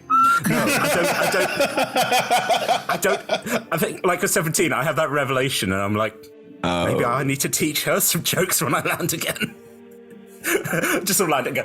Okay, so a guy walks into a pub, and you're like, Okay. Right, Rebecca, that didn't happen. Tom was just riffing. He's all playing out in Islim's head whilst he's looking very hard into Cleo's eyes. Yeah, Uslim has just been staring at you, but I'm blinking. Yeah, no, sure. It's not too hard. Yeah, let's go get some stuff and we'll get to it. Oh, look, there's some cleaning stuff right there. Sorry, I know I should know. It's not that I didn't try to know. It's just not what I was allowed. Yeah. Sorry. Look, you can't fault for your circumstances if you haven't had a chance to do it. I'm going to assume that you pretty much came from your family to the school and then all this has happened. Basically that. Yeah. Okay, so this is a mop. and this is a bucket. Okay. Let's go get some water and some cleaning stuff, and we'll go start mopping up on the not basketball court. Okay. Can you not... If you're going to laugh about it with the others, can you wait till I'm not there? I wouldn't laugh. I wouldn't share this with the others. This is... Again, this is your life. It's... We don't do that. You know that, right? We don't laugh at you. Why not? Just, I'm looking quite sad. It's like, we're not our circumstances, Cleo. You know that. And the fact you're willing to do this, of course, yeah, no, it's... We're your friends. We wouldn't laugh at you. Okay, we might do things like painting amusing things on each other's armor, but that's again, like, so I think again, not seeing the reaction, and it's like, or we work really hard on making the painting really good and respect. Yeah. Can you hold the mop? I'll take the bucket. up the stairs. Okay, so most of all, you want to make sure that you're not walking over the damp bit, so you need to make sure you do have a path so you can get back. Right. Do you want to start with mopping, or do you want to start with wiping down the surfaces? What? I don't know. Okay, let's try mopping. Let's see how you go with that. Okay. Okay. And I'll wipe. If you need anything, just ask. You know, it's not. Yeah. So the aim is to get the floor wet, and that will make it clean. The floor needs to be. I mean, there's cleaning stuff in the bucket, which is we're cleaning. Yes. So you need to make sure that you mix the right amount of. Okay, so cleaning stuff, mixture of water, wiping it back and forth. There's a bit where you can squeeze the mop out to make sure that you don't just put it into. Yeah, no, I suppose this is all good that you're checking, you're asking. You're really clever.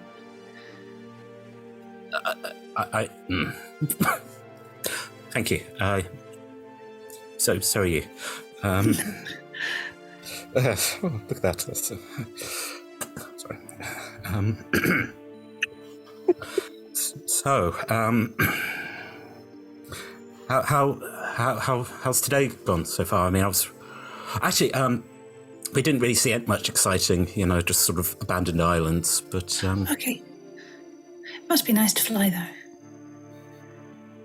Yeah, sort of. It's all relatively new to me. Like, so only a few months, and now my wings. Well, I prefer these versions than the bat wings. I didn't want to say, because I know you missed being your old self, but I do think they're really nice wings. Me too. I suppose that was the advantage. I mean, Etlus was wondering if I'm just going to keep changing, which could happen, could not, I think it sounds nice to be able to keep changing till you find a skin you're comfortable in. Sounds pretty much perfect. Yeah. I mean, sometimes I'm lucky, sometimes we just have to deal with the cards. Yeah. I thought my previous version, that was it, but yeah. Well, it's...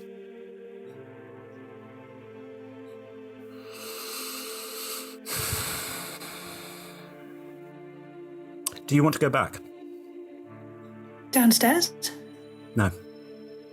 Back to where we came from. Back to home. I mean, yes. No. Cleo, you don't have. No, I never want to go back ever. As far away as possible is good, which is why I am being a very bad friend, because everyone wants to go back, and I should help. I don't want to either. I don't think we can. But your mum. I thought your mum was not a nice one. My mum was nice, but I caused a lot of trouble for her. She put herself on the line for me, and I mean, she lost my father when I was young, so I think I could do some good here. Sort of getting to go from this mechanical beast to just the psychopomp, the very death's gone. It's just this is a strange place, but and now I'm like this. Changes, adapting.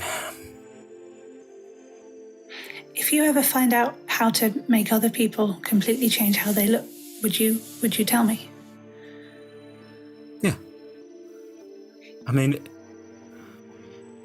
do you want to have a conversation with I mean, I got changed because of Bug.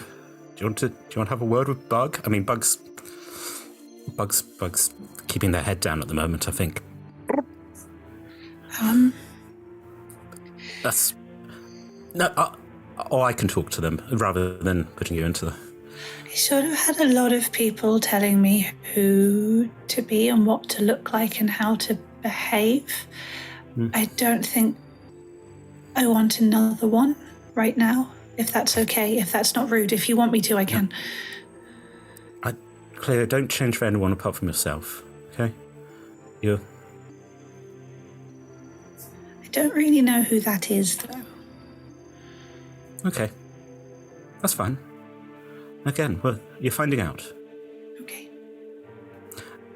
If it helps, I like you. You're a good person. Because you're a good person. You're kind. I just hope that you could see yourself the way we see you. You're a good person.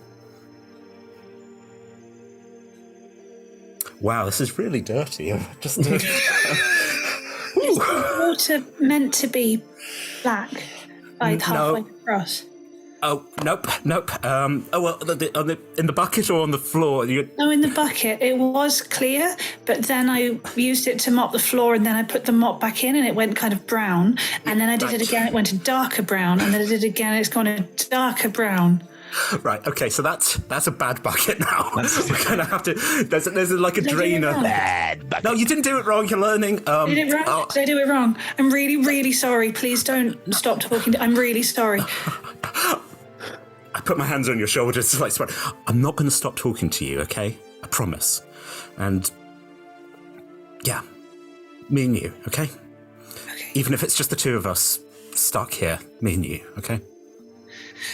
We'll help the others get home because they really know, and they all really want to, and they all have moms who love them.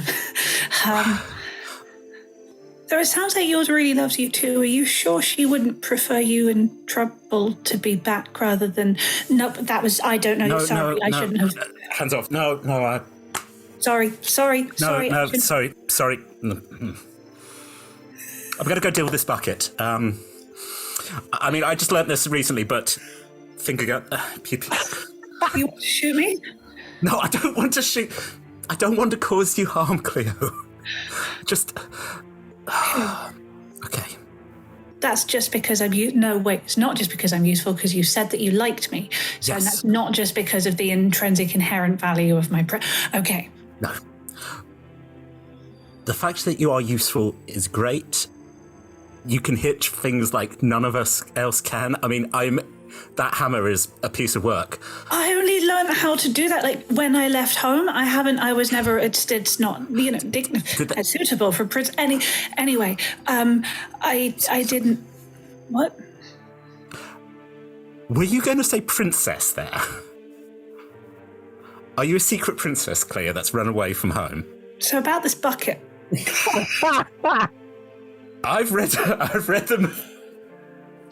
See, you're even cooler now. Secrets. Okay. Bucket. I'll be back with the bucket. It explains a lot. It does? Oh, I don't want to know what that... Okay. Feel free to talk to me as much as you want, Cleo. Again, I won't tell anyone else. I'm good at keeping secrets. It doesn't have to be a secret. The others are all very nice. Just I'm very boring. No, just if you've got something you want to tell them, tell them. It's not my position. It's not my job to go and start telling everyone's secrets. I kind of don't really... Hey. It's not that I want to walk around with secrets. It's that until I met all of you, no one ever really asked me anything about how I was feeling or what I wanted. So I'm just not used to it. Which I think means I don't know how to have... I'm not trying to be sneaky. No, I said you're learning. You're learning how to have these conversations, and you're learning that you need to drain the mop before you put it back in the water. Yeah, okay, so I put it in the squeegee bit. Yeah. And then that catches the dirt, and then... it sort of drains it out. There's a thing to catch it in, and then you've got to make sure you clean the bucket out. And we'll keep going over this. Okay. Cool. I'm going to deal with this. Catch you in a moment. Chris, please, for just my own curiosity, can I roll a mopping check? Yeah. I don't know what it would be. I just want to know how well it's going. Oh, that was worthy of Chekhov. It was amazing. Now, you're not proficient in mop. I am not proficient in mop. Yet. I very rarely mop things. Of the 6, yeah. I did a lot of mopping when I was a waitress. It was my favourite thing to do. All right, of these 6 ability scores, which one is most relevant to mopping? Strength. I think strength. Is it? Because it's just it's the endurance and keeping going.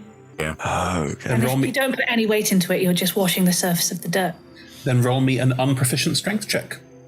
Unproficient strength check. You can just click on the strength thing. I have a +3 strength modifier. Naturally good at mopping. Why would I click when I can use my sparkly dice? I am quite average. I rolled a 12. I'd love to give you some interesting beat on an average roll, but it's a mopping check. You mop pretty much averagely. I'll take it. Cleo is probably gazing at this floor like it is her life's crowning achievement. Amazing. Well done. Yeah. Oh, good. No. Clean. Ed, what do you think? I'm not going to bully her about her mopping. No. I was just imagining that the next time that Vuk walks across this, there's just going to be glitter everywhere. That's been part of the problem. Ed, it was glittery paint, not glitter that just follows you round. I don't know. I feel like I got a sparkly trail. He's a glitter bath bomb. Please don't have a sparkly trail, otherwise we're never hiding from anyone ever again. No, but this is I think glittery fabric and make you a cape. After the first time I wash, I presume it would stop being a problem. Or do I wash? The glitter was painted in. The paint's glittery, it's not glitter. Fine. All right. That's grand. Problem solved. Is that conversation? I think for the sake of all of our cringe checks, yes, it has to be. I think it was awesome. I really enjoyed it. I think again going, oh, that's good. And then sort of like, she can't see it. I'm just sort of staring at her slightly and then go back to like, yep, no, cleaning. Oh, man. Yeah. Right. Would anyone else like to have any conversations with each other, with NPCs, Asta? If there's like a point when Etelis and Asta are like together, like wouldn't necessarily go seek out Etelis, but like if there's an opportune moment. You're doing a task, you're helping sort some papers in Captain Anteri's tiny office. Literally the worst combination of people to do that. Yeah. I'm basically going, papers? Does it have to be papers, or could it be like things that look like each other instead of just... Hang on a sec. I mean, papers is fine because it could be like... okay. What is that? Captain Antares does collect guns. Pew pew. Also, okay. We're going to end up firing them out of a window. No. Oh, you did with the skull thing. Let's try that again. Okay. So, no euphemisms intended. You are currently polishing the captain's guns.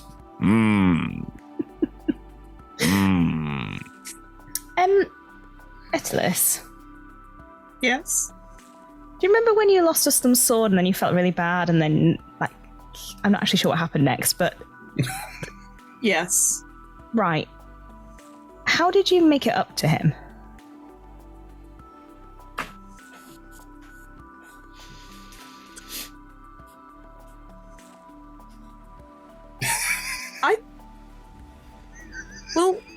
I tried really hard to find it, and then I found something else that was about it.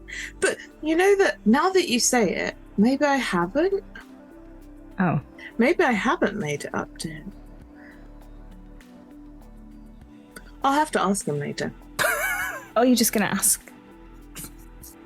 Well, yes. Like if you hurt...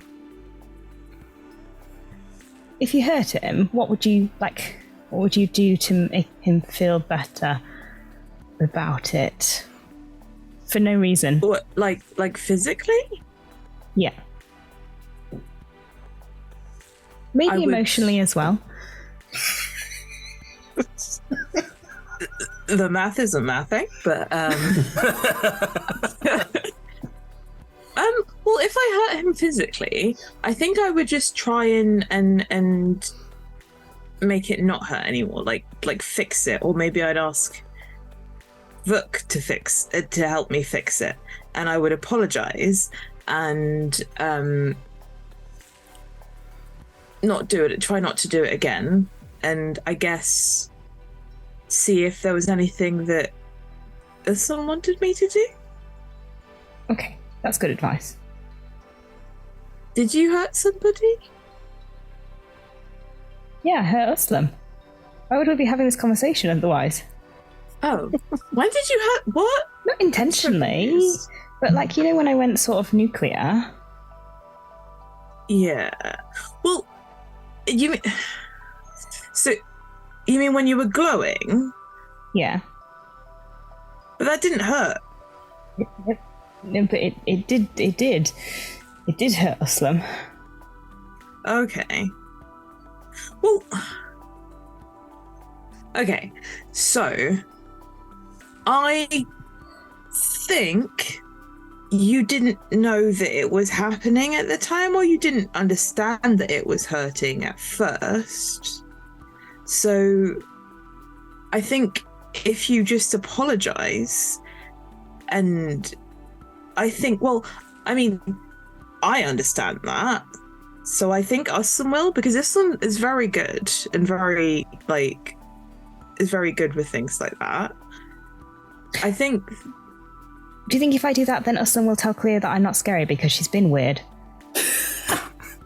Like, weirder than usual. Weird.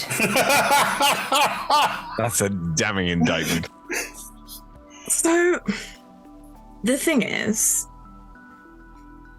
Cleo is also a really lovely person, but I think that it isn't for you to get Uslam to tell Cleo that you're really nice or kind.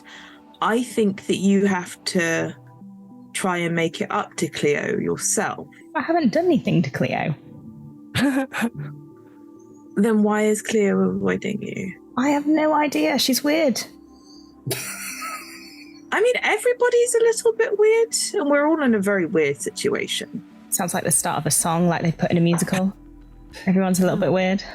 Sometimes. Everyone's a little bit. Yeah. That could be a very good song. Sounds like a Tim Minchin there. Sounds like Avenue Q. Well, yeah. I mean, it would probably make a very good song.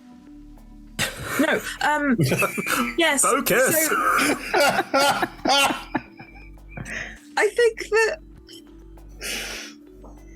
I think that at some point we all kind of struggled to communicate with each other a little bit, and so it gets a little bit mixed up. I'm not necessarily very good at getting it right all the time, but I try, and I guess I just ask, but maybe don't ask why she's avoiding you, or say that she's weird, or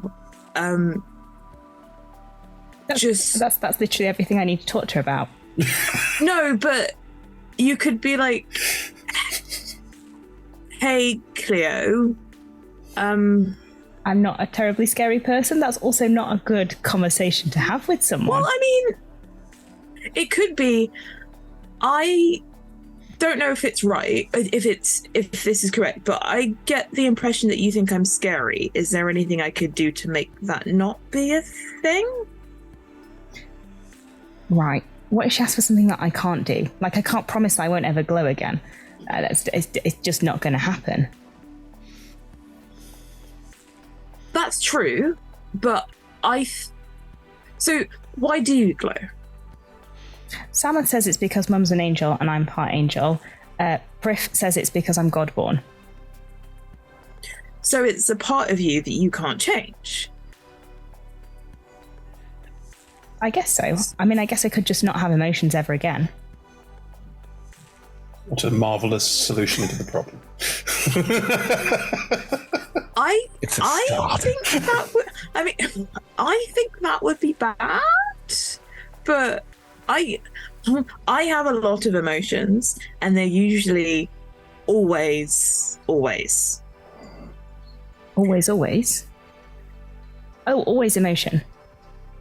Yeah, I know. It's really cool. Oh, thanks. Well, that's how I am.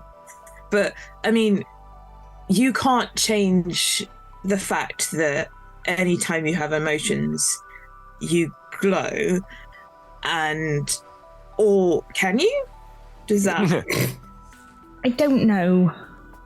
Okay, well, if we say that you can't, then I guess you just need to be mindful of it, and then, because look, when you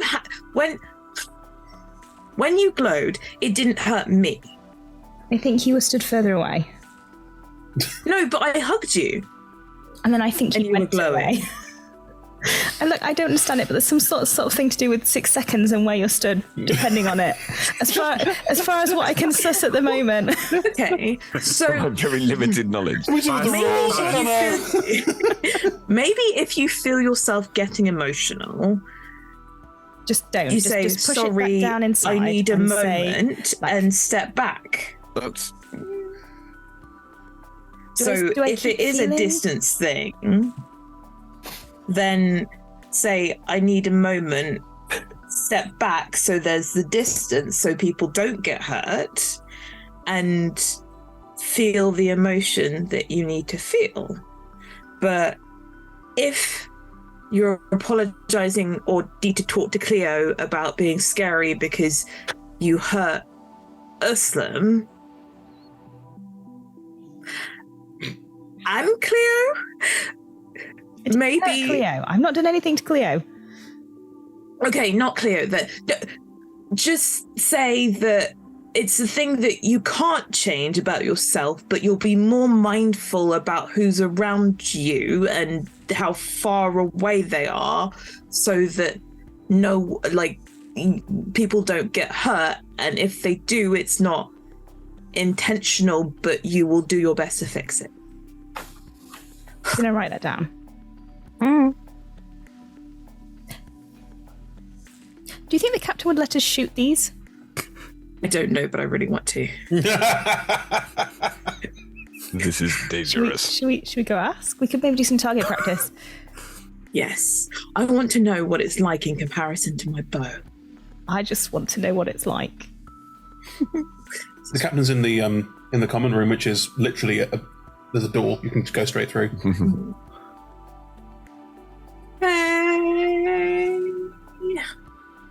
Hey, how's the cleaning going? Oh, it's great. They're super shiny. Good. Yeah. Good. Can we fire one? Yeah, of course you can. Where's the best place to fire one? Is this wise? Outside. I mean, come upstairs. do we you want pistols, rifles? What are you looking for? We have a choice. Yeah, there's the long ones or the small ones. Both. Can we do them? Sure. Yeah. They'll take you up onto the basketball court, as we're not calling it, and we'll go. Okay. Astor will look at you and hand you a pistol, and Etelis will look at you and hand you a rifle. Okay, so with this one, make a cup, your hand in it. Yeah. Hold it there. Yeah. And you take it, push it back into your shoulder, and then put the other hand under the... Yeah, there you go. I'm going to turn mine around to look down the barrel, curiously. Never. I haven't loaded them yet, but still. Never point the gun barrel anywhere near you or anyone else you care about. All right, okay. Cool. How do I turn it back then? Just cup, hold the handle, and place your hand within the handle. I'm going to twist it down towards the floor so it doesn't point at either of them on the way round. Great. Now I'm going to load them, so once they're loaded, be extra careful not to point them at anyone else, okay? Okay. Cool. And they will load the pistol, which is it's a breech load. It's slightly more Napoleonic Wars than anything more modern, and the rifle has more of a muskety feel to it. Okay, they're now both loaded. Astel, let's start with you. Less range on a pistol, but just try shooting into the air. Just aim up. Straight up. Maybe more at an angle, so you get a... No. Two hands. Remember? 2 hands. And more of an angle and a bit closer to yourself, and just try firing it. See what happens. Okay. I do. You fire it. Roll me a strength saving throw. Don't throw away your shot. 2. Oh, no! Oh, dear. The what's it called? Recoil? Recoil, thank you. The recoil is strong enough for you to go, whoop, and sort of step back and nearly fall over, but the captain knew what was going to happen and was standing behind, just, oh, okay, there you go, okay. Yeah, that's a gun you just fired, that's a pistol, they don't have particularly good range, but quite useful close quarters, and yeah, that's the recoil you have to deal with every time you fire one. Now, I use 4, because I got 4 arms, but I wouldn't recommend doing that if you don't have a lot of experience. So if you ever have a gun in your hands, always 2 hands, okay? Yes. Cool. All right. Unless the rifle has more range, but you're an archer, so I think you'll probably be better at this. Look at that island just going past over there, and there's one over there. Mm-hmm. See that that rock with the slightly blue tinge there on the island? Uh-huh. Okay. Uh-huh. Now, you've got it in your arm. Kneel down if it makes it easier for you, or however you like to shoot your bow. Yeah, we'll kneel. One knee down and one foot. Yeah, that's awesome. Okay, Make sure the butt is directly into your shoulder, right where the bone and the joint connect there, so it's solidly in. It's a bit odd, but okay. Probably heavier than you used to. Use this hand, the one holding the barrel, to aim with it. Keep this one sturdy and steady with just your finger on the trigger. Yeah. And when you think you've got it, like with a bow, do you do the breathing out? I guess. It's just a thing that I do. Okay. Do what you would do with a bow with the gun. So what I tend to do is I tend to take a deep breath and then breathe out. So when I'm breathing out, my hands don't shake as much. And that's when I take the shot. Okay. Go ahead, whenever you're ready. Okay. Do you want me to roll? Yeah, make an attack roll. You're not proficient, so it's just Dex mod. What are we hitting? Just a rock. Blue rock. Oh, fine, yeah. I think I go wild. It is, sorry, just my Dex modifier? Yes. What is my Dex modifier? Okay, that's a 10. Roll me a strength saving throw. Okay. Oh, yeah. Recoil. That was nearly in that one. It's a 15. Okay. You shoot, and the explosion in it and the recoil into your shoulder, which you've never experienced before, will mean that you pull the barrel so the shot goes wide as you feel that recoil push you back a little bit. It's quite loud, pretty slight ringing in your ear as well. Ooh. Close. That's so exciting. I think I prefer my bow. Do you want to take it? I just hit things better with it. Well, you've more experience with it, but if you wanted to spend more time practicing and learning, you can welcome to use these whenever you like. Just practice good gun safety and only shoot at inanimate objects unless we're in some kind of fight. Oh, Lord. I think I'd try it a few more times and see, but it is very loud. It is. Okay. I am not what they would call subtle. They've got quite a cat-like face, so the smile is quite gnomic. But yes, You're probably still more subtle than Vuk. Yeah, well, Vuk is in a very heavy suit of armor. And it's very bright now. I think it's much nicer. It's certainly a look. You are welcome to practice with guns whenever you want. That goes for everyone. Sweet. That's amazing. it is up to you if you want to. It will not give you proficiency to practice a little bit with them, but if you wanted to become aware of the concept of firearms in this world, you are welcome to. Awesome. I think Vuk is going to be well into this. So much power. Oh dear. Yes. I think it's going to seem very, very on point. Ye of the terrible Dex mod. It is a look in your armoured hands. That's quite intimidating. Yeah. Exactly. Couldn't hit a barn door. Don't tell them that. Voice in my head. Yes. Would anyone like to have any further conversations with each other or other members of the crew? You are welcome to. As I say, it's a couple of days until we get to the next bit. No? We all good? I think we're all good. Yeah.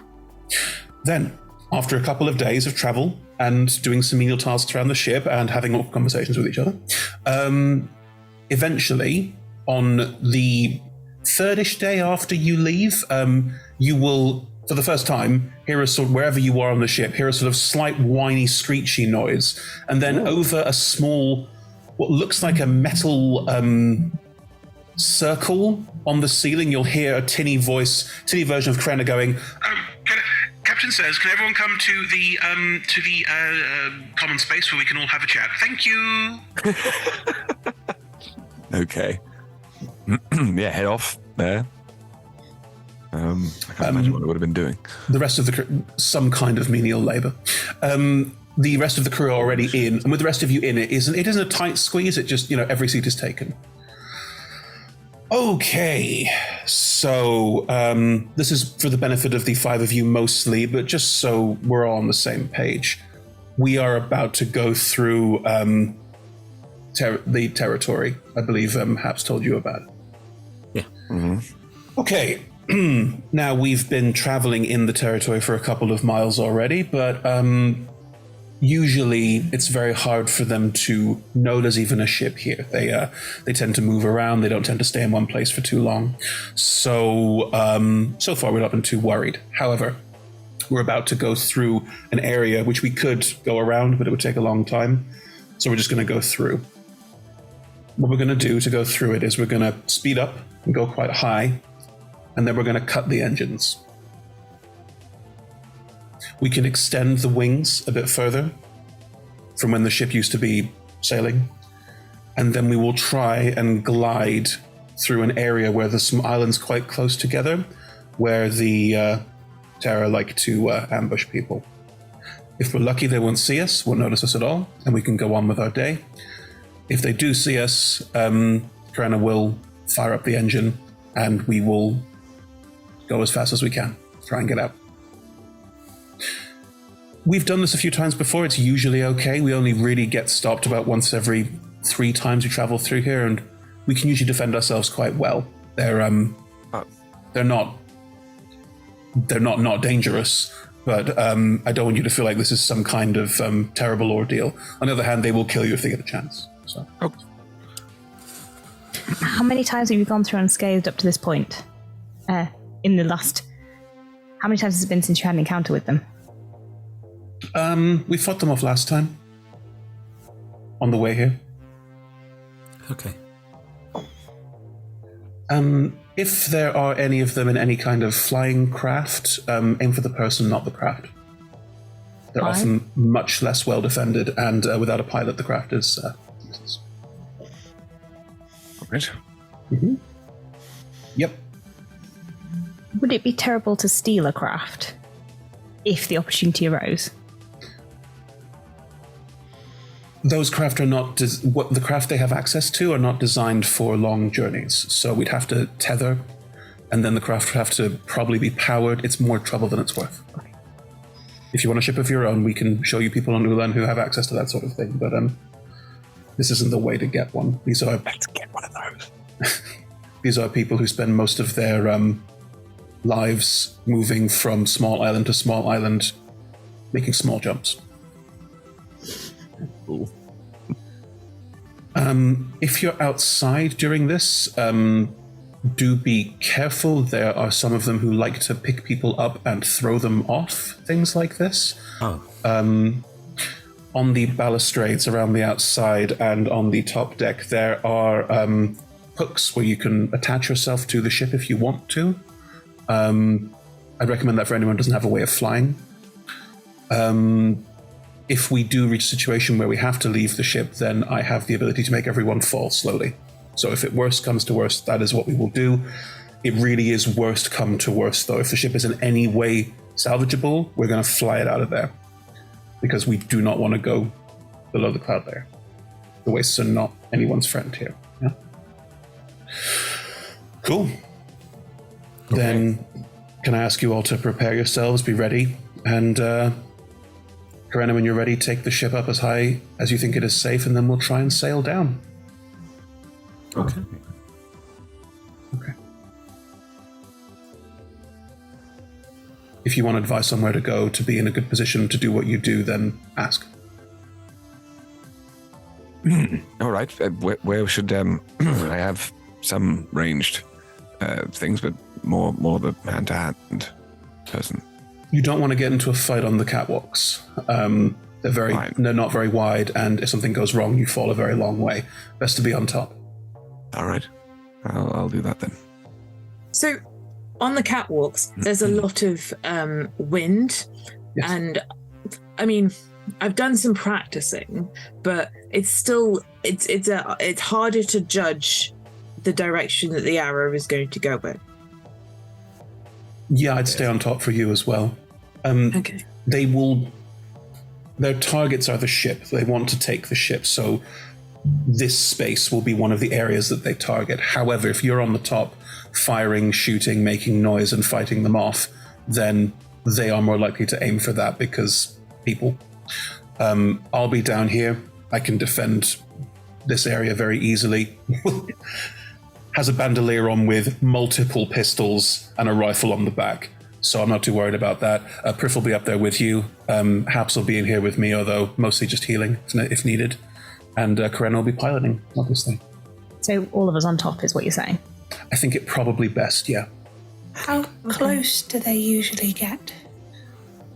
If they notice us and they try and attack, they land, they attack. That's good. Priff is usually able to hold them off, and I can hold off anyone trying to get in here. And then as we get away, we can normally get rid of them. But since you're here, why not be on top? And maybe don't draw your attention to yourselves, but when we get to the point where if they are attacking, draw attention to yourselves and try and their focus away from downstairs. Okay. See what we can do. With a distraction. Okay. Yeah, you are. Yeah, 10 and thumbs up to Vuk. Oh, absolutely. With a distraction. Although, I should be said, Vuk, that I think you'll struggle not to be somewhat standout, but... You're damn right.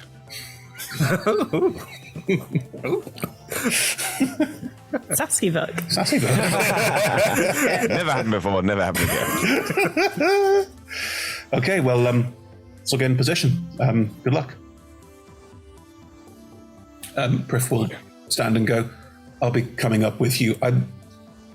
If push comes to shove, I won't be on deck. I'll be flying around, but I'll be there to help if anyone's got any problems. You're not planning to fly, are you, Snow? Well, not to start with, but I mean, if any of you do go overboard, I'll try and... Well, I can save 2 people. Great. As long as they go overboard in separately.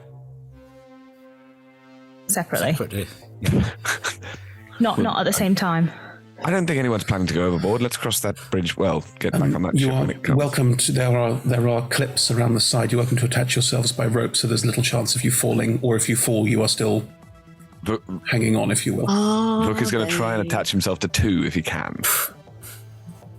So, how stretchy are these That's exactly what I'm thinking. Oh, they're silk rope. They'll Oh, okay. There's no bungee effect that can be. Were you planning to just swing on board the ship? Depends what the possibility was. Just to be clear, in case there was any confusion here, the Terra don't tend to attack with ships. All of them can in some capacity fly. Oh, I see. Well, yes, that's exactly. Oh, that's the possibilities. But Right. yeah, if you're talking about swinging to another ship, if there are two ships, we've done that before. It's quite rare because there aren't that many ships, honestly. But We'll see. Well, I'm going to tie myself on them because I don't fancy falling off. I would say it was wise. Also, I know that you can fly, and that's great. But just to be clear, when you're flying on a ship that is moving, well, the captain says gliding but falling, it can be quite hard to keep up. Yeah, it's like falling off the back of a wagon, and the wagon keeps going, and you. I get the idea. Yeah. Yes. So do be careful. I will tether myself to the ship. Yeah. But I'm prepared if anyone goes overboard to try and rescue them. Yeah. If you're going to do that, I wouldn't tether yourself, then that's an extra job to untie yourself at that point in time. I won't tether myself, but I will hold on. How's that sound? I'll keep an eye on you if you have any trouble. And I'll keep an eye on you. Lovely. You are very kind. Thank you. Thank you. You will note that Prep's just going to crouch down at sort of the back and is now currently holding a couple of daggers, one in each hand, and is just sort of waiting. And because their arms are wings, you get the sense they're probably going to do quite a lot of slicing as they fly, sort of cool shit. Prep's so cool. I know. I've had a couple of adventures. Oh, sinister, so cool. I want wings. You They gave have me- wings. They gave me some really good advice. What was that? What? I'll tell you later. Oh. Okay. Look at Cleo. Secrets. I was keen to know, well, good advice. No. People don't pass it on. Anyway. No. It wasn't for you. It was for me. No, I understand. Sorry. I mean, it's always good to pass it on. I don't think enough people do. It wasn't a The ship is climbing. We get a chance. You go talk to Prep. Prep can tell you a lot of interesting things. Okay. Yeah. You do note that up ahead you can see, if you look around the side of the ship a little bit, that there are islands that are closely clustered together, more so than there have been beforehand as you've been looking. They appear to be relatively static as well. They're not doing a huge amount of moving or bouncing off each other. It looks like there was a point where they all sort of bounced and then sort of stayed where they are. So it's quite a close-knit area.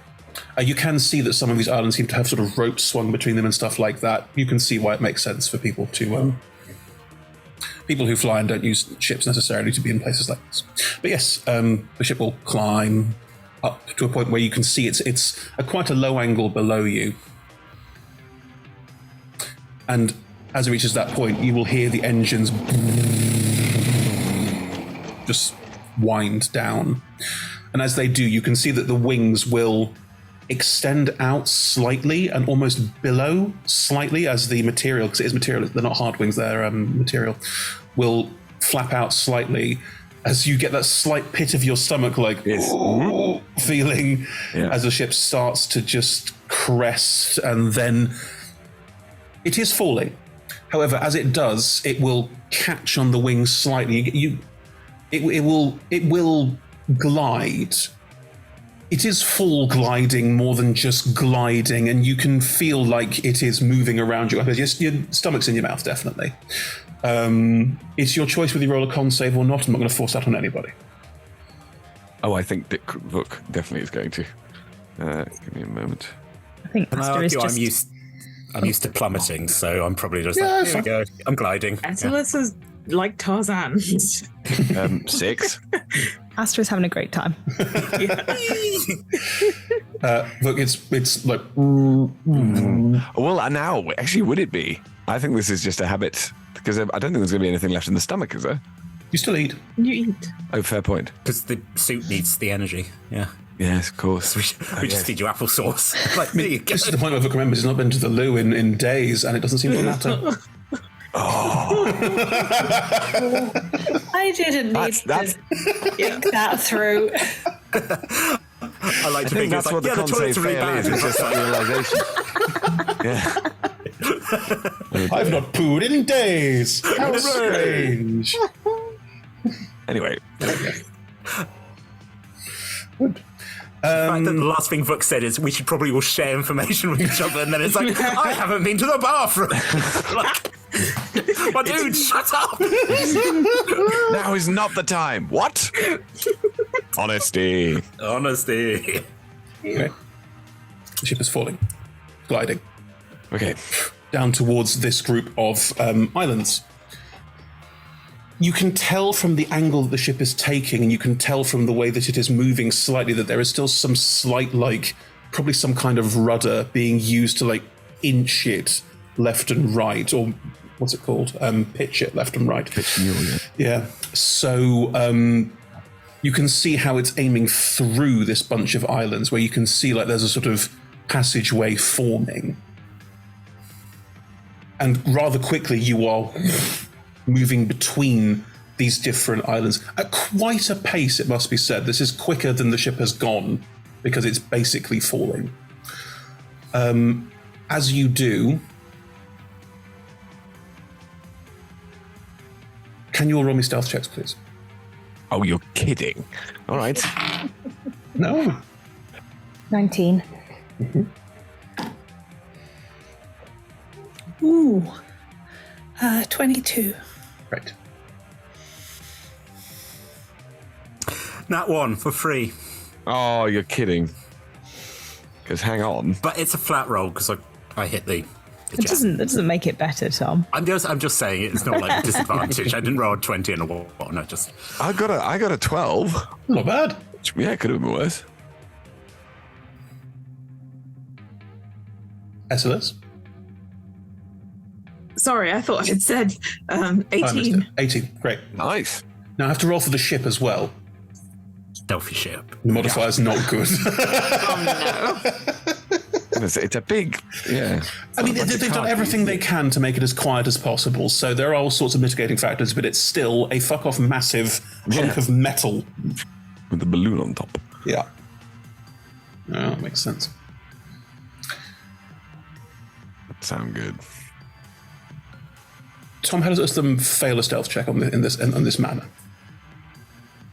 Ustam hasn't tethered himself, so when it moves, Ustam just cracks into and there's a clang as he hits. I'm like, ow! Nice. Well, as you go, suddenly you're thrown, there are sort of big masses of rock and earth just flying. It's unnerving as all hell. So as you go, there is a certain amount of losing your grip and bouncing off something. And that clang seems to horribly reverberate and echo off all of these different small islands as the ship is falling through. That's on me. Sorry. It was.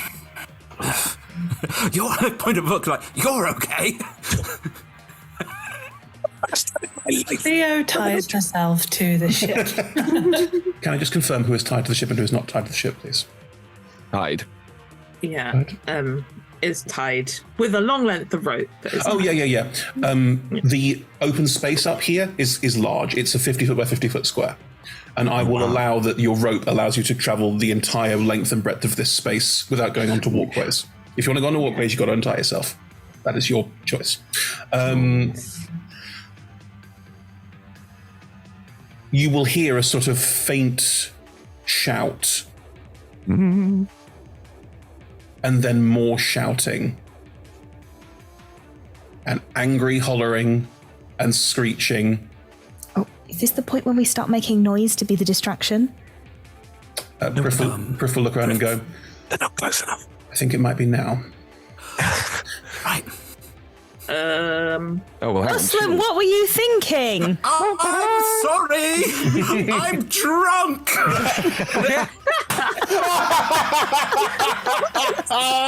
Okay.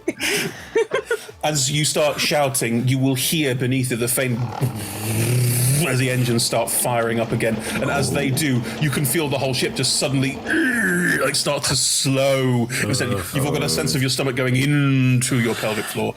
And you can see around you that the islands start to slow down in terms of the speed you're passing through them as the ship starts to... And all of the smokestacks just start shooting out this horrible black smoke. And as it starts to rise up slowly and move between the islands, you start to see figures leaping off various islands towards the ship. Can everyone please bring it roll on the initiative? Yes. I cast myself in that second before me. Thank you. Oh, I get advantage of initiative because of my hammer. Very useful thing. That's gone. Someone got the dice. Well, that's the worst. 18. 18. 11. 11. Oh, there's lots of 11s here. Okay. So 14. Of the two 11s, what are the dex mods, please? +2. +2. Lola? 4. Yeah. Right. And Ed? 8. 8. Solid. Solid, dependable. Unlucky, and anyway. All right. From above you, you hear these screams and shouts as these figures start leaping off various rocks around, and you can see there are now many, many creatures in the sky flying towards you. Some look a bit like birds, like they've got big bird wings. Either their arms are wings and they're flying using those, or they have wings on their back and are able to hold things in their hands. Some have a slightly more pterodactyl-y look. Some appear to be gliding as well, look a bit more like flying squirrels or that sort of thing. It's a huge variety. And in amongst them, you will see like people on like tiny little metal craft where they're sort of sat in a little cockpit almost with these like gigantic engines either side of them, or they're wearing a jetpack with like wings on the back. Amazing. But these things are all louder than the ship and just like moving at really high pace. So if you thought that the people who could fly naturally were daredevils, these ones are clearly more so. As they all move towards you, right. Like every bee in the world is coming towards us. There's a lot of people. There's also some bee-like people as well, some insectoid people. Oh, nice. Oh, man. Thank you. Right. As you are going down, a figure from above you who looks like they're a bird person, who's wielding what looks like a staff or spear, is going to spin the staff around in the air and point down at the top of the ship. And as they do, I need everyone to make me a dexterity saving throw, please. Oh, what? Oh, man. 15? Nope. Another 11. 11? 8? No. Not 1, not 2, but in fact 3. No. Rebecca? Oh, sorry. You all went away for a second. 26. 26. Okay. Astel and Cleo, you are not affected by this. The other 3, there is a faint of like a puff of smoke. There's a certain amount of like spores? No. Yeah, spore-like element to it as well, but it's all very colourful and spangly, and you are all now bespackled with colour as you've had fairy fire cast on you. Oh, we got glittered. You got glittered. I'm fine. You're all shedding dim light in a 10-foot radius. That's horrible. It's in my eyes. The figure above you is trying to fly and maintain pace with the ship, and can. The ship is not that fast and is currently floating around about 60 feet away, keeping an eye on this whole situation. Cleo, it's your turn. There's no one in melee range yet. You said the closest is 60 feet. Yeah. That's annoying. Yeah. Very boring question, checking I have given myself the right thing. The Dragon's Wrath aspect of the hammer. Yes. This was the rare or the uncommon one at the moment? Uncommon at the moment. I will get rid of the rare one that I gave myself. Okay. No, you have the uncommon at the moment, and it's a weapon of warning, so no more surprise rounds for you.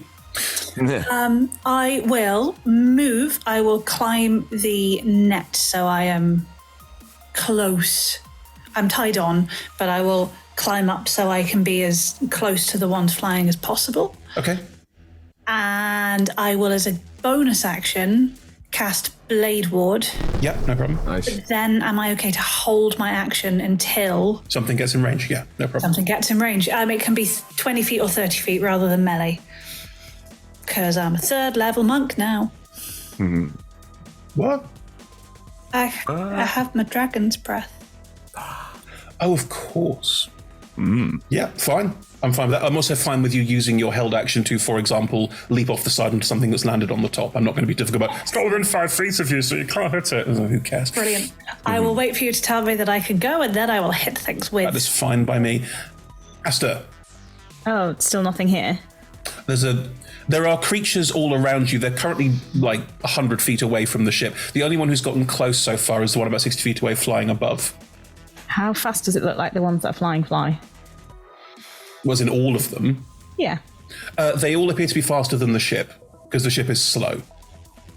The ship is currently slowing down from kind of a headlong dive where it was going probably about as fast as these things to now going slowly but actually getting out of this mess. Do you know what? I'm not going to waste a spell. I'll wait till they're all here and then kill them all. But for now, I'm going to firebolt the caster. Go for it. Nice. 15? All the 15s today. All the 15s today. It hits, yeah? Yes. Good. 6 points of fire damage. Fire streaks out from your hand and burns them, and there's a small shriek. Oh, they maintain concentration. It comes off my dagger, which I'm waving in the air. Get out of here! Hey! Who are you? Get your gun. Get your gun. Right. Are you... There's not really much cover. Oh, sorry. Before I do that, can I bonus action glow? Since no one's within 10 feet of me? If you specifically tell them not to be. I'll just back away slightly. Back up, yeah.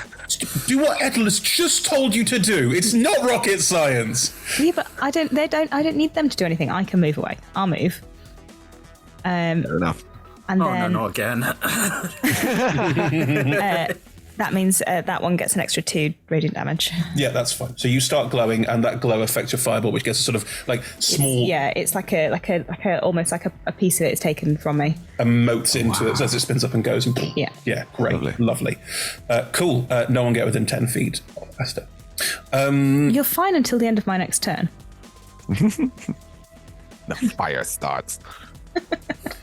Eslam. Again, have a go. Oh, no, not again. All right, here we go. Hello. Nice to see you, and also, fuck you. That's me casting Hex. Nice. Let's do Wisdom disadvantage again. And don't forget it's ability checks, not saving throws. Keep me honest. And as I do, sword coming out, and with the boom, Eldritch Blast up into. Nice. Fantastic. Roll me an attacker roll. Beautiful. 24 to hit. Yeah, that hits. Bang. Nice. We start with, again, the... so 6 force, and then there's a sort of unhealthy... The green glow again, which is the necrotic. So 6 force, 2 necrotic. Lovely. Rolling concentration check. Still fine. Hit twice. This bird person will shriek angrily, and the shriek seems to draw some attention. As they're doing this, Prif will look at you all and go, "You're all right with that one, yes?" Yeah. Oh, if you can get more over here, I can do more. Better. Okay, no problem. And because they're a heron, they will leap, and this sort of elongated body just like leaps up after them as they do 2 massive wing strikes and just fly off into the air. Amazing. Going a very long way in one turn. Almost like they can go further than many of you. My cool NPC. As this happens, you will hear and a pterodactyl-style creature will land in the center of your space. They've got a slightly goldy silvery sheen to them, but they are definitely sort of pterodactyl-y, but big leathery wings and clawed hands that they scrape across the wood as they land amongst all of you looking around. And they will just grin looking at you all and go, fresh meat it is, and will turn and breathe out a cone. That's what I'm worried about. Yeah. Who am I going to go for? Oh, not me. It's going to be 2 people. Not sure which 2 yet. I'm deliberately standing away from people, if that makes any difference whatsoever. You're also a glowing beacon. So are you at the moment. So are we. That is fair. Yeah, that is I very also fair. loudly shouted, "Fuck you!" We are the distraction. That is true. I am not glowing. Look, Just I have the fewest hit points. It's my prerogative to back out of every situation. I have rolled a few things, and it's going to wash over Cleo and not us. I'm sorry, Atlas. Oof. I don't think Cleo is here, though. Cleo climbed up The nets are only about, let's say, 9-10 feet up. They're not that far up, and this is a cone. So I'll take we it. haven't set. I just rolled randomly. I have hit points. It's all good. Please both make me a strength saving throw. I take it all back. Same. Actually, no, I am good at that. Yeah, you are. Remember the mopping. Always I remember the really mopping. am. That was a 19 on the dice, so 24. Yeah, you're fine. 15. Okay, Cleo, this washes over you, and it's like it's a sort of strange, like purplish cloud that this thing has breathed out and crosses over you. As it washes over you, you sort of shake your head. You feel fine. You have no idea what just happened. Etalus, you have disadvantage on strength-based attack rolls, strength checks, and strength saving throws for 1 minute. Oh no, all those things that you heavily rely on. Okay, so don't use your quarterstaff. Which you never use anyway. I do when I'm trying to sweep people's feet up from, but it doesn't go well in the first place. So Cool. Nothing to be done. It lands amongst you. It breathes out, and then it will do its attack. And it's not going to try and hit. Am Yes. I now ranged? You can leap. Do your leaping attack or breathe. Do whatever you want to do. I'm not going to spoil your fun for you. All right. Do I want to try my new souped up hammer, or do I want to try? There's just one on deck at the moment, right? Just this one figure We'll wait. Who clearly eats people and is not fine. Yeah, Jammy yellow I hammer, would come like on. to land on it. Please. You leap, hammer straight down, go for your life. Yeah. Make that attack roll. Oh God. It's a good start. Not 20. Whenever I roll a 20, I get. Each creature of my choice within 5 feet of the target. Does that include the target? Within 5 feet of the target. It is within 5 feet of it. Is it? Interesting question. Whatever you roll, I will. Let's just say yes, otherwise it's a bit shit. Go for it. Okay. So. And none of your friends are within 5 feet because we haven't set this specifically. This is all about the coolness. So yes, go for it. It's also each creature of my choice within 5 feet. Oh, yeah, fine. Yeah. What element is it? I think Cleo has absolutely no control over that. What is the... Oh, because it's earth, it's bludgeoning. Great. Yes, earth damage. I do earth damage. Okay. Go, Geodude. What visual would you like for that bludgeoning damage that comes out when you hit? Ooh, I think, given how Cleo is rather than rock monster, I think the light bounces off the hammer and like refracts and shatters around like shining through a gemstone. Yeah, absolutely. Cool. Those then kind of those shards of light kind of go into the skull as if they're actual fragments. Sounds good. Right, it's a D10. So it's 2d10 plus 5 because I'm doing this as a Dexy person. 12 plus 5 is 17, and then because I rolled a nat 20, it's another 5 damage. So 22 points of damage, please. You crack the strange pterodactyl style creature on the back, and it just arches its back and screams. That is a horrible hit. It does not like it. Nice. Does not like it one bit. We don't like it either, so. We're not a fan. Oh, sorry. No, not you. It's Just important that was said. We like you. You're fine. That was good. Ow. Okay, Do that again. I'll try. It is still going to do what... Is it going to do what it thought it was going to do? Yeah, fuck it, it is. Because of the... because its weakening breath worked, it is going to fly straight into Etalus and is not going to attack. It is going to shove. Oh Oh, okay. Well, you're That's tied dex on. based. There's so many You things. defend fine. against that with dex. Isn't Sorry? it? Doesn't. no It literally dying. makes no difference because you roll. Lola can roll acrobatics. I don't. I think am they just can, telling you. I don't think Lola can hear But us. Oh, doesn't okay. Cleo get a... No, I can hear. Yeah, it's all good. But Cleo would get an opportunity attack. Yeah. They will get an opportunity attack. well, technically not because holding your. It depends how Holding you're your rolling it. action But is a holding is a reaction. reaction. True. No, but it's a reaction. It's moving away from where Cleo Holding is. holding your action is a reaction.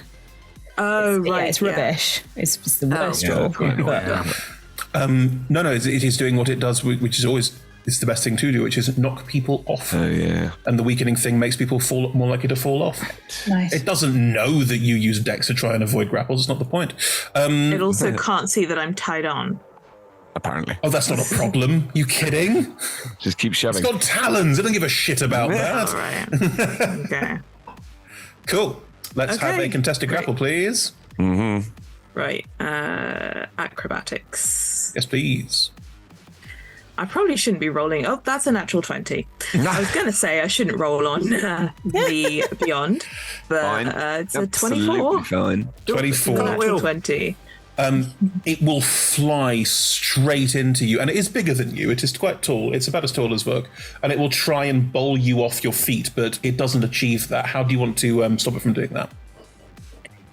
It's Knee to going the to fall face. right into me, and it's like, it kind of slams into me, and I don't move, and it's like, I've grown. That was very rude. I've grown roots. As it flies into you, it will almost sort of bounce off and over you, so it is moving past you, but it will turn in the air to try and come back and attack again, because this is supposed to happen. Good. Atlas, it is your turn. Okay. In the face. You're like, you don't have any strength, so now there's something right in front of you. Yeah. Almost like it was planned. Always go for the, always go for the caster up in the air.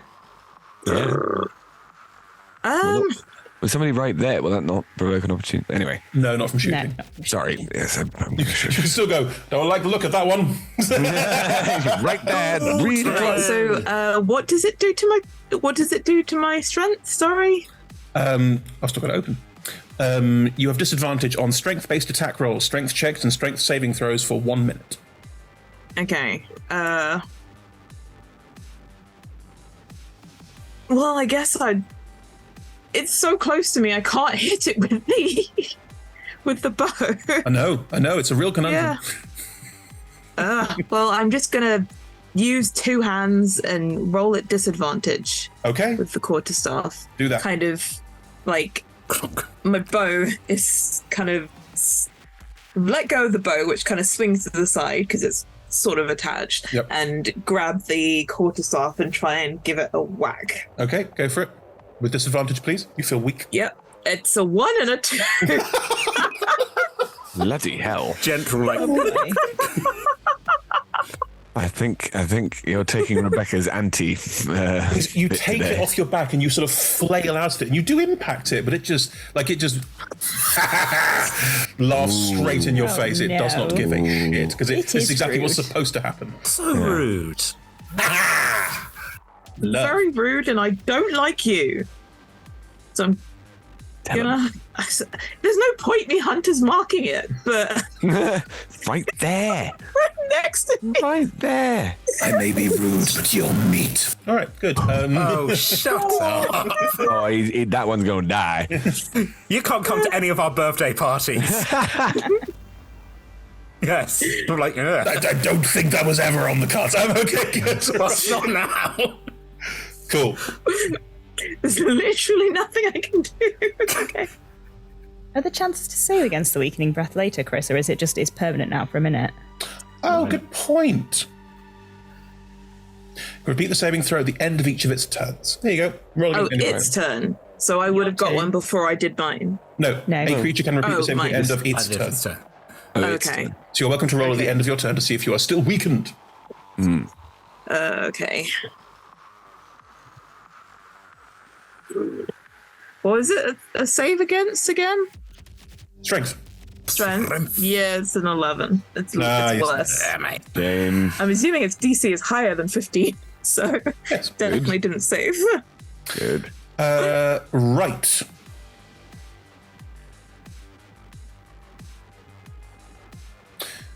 From above, you will hear screeching and shouting. And you can see that Prif is moving between a bunch of different flying things, and the ones that are sort of trying to fly down towards the bottom of the ship is sort of cutting them up and bringing them back up and about, and all of your fighting is drawing their focus. And it looks like quite a few of these flying things are now headed towards you. Hooray! If they could, that'd be brilliant. If they could all just get within 30 feet, that'd be really handy. Oh, they're about to, yes. Oh my god. The sky will be lit afire. Yes. Amazing. 3 insectoid-looking creatures are going to dive bomb. But literally, the ability is called dive bomb. Okay. If it is flying and dives at least 30 feet towards a target, hits out with a melee weapon attack, the target is frightened until the end of its next turn. What? You heard me. That's what we're doing. Okay. Right, and 3 of them are going to dive bomb the deck. So one will head for Vuk, who is currently unattached. Cleo and Estelus are both sort of dealing with the big boy. That's fine. So one will head for Astel and one will head for Uslam. Yeah, go for Asta. Nothing bad will happen if you get close to that one. Oh, it's fine. It's all good. Asta, that is a 14 to hit you. Oh, I don't think that hits.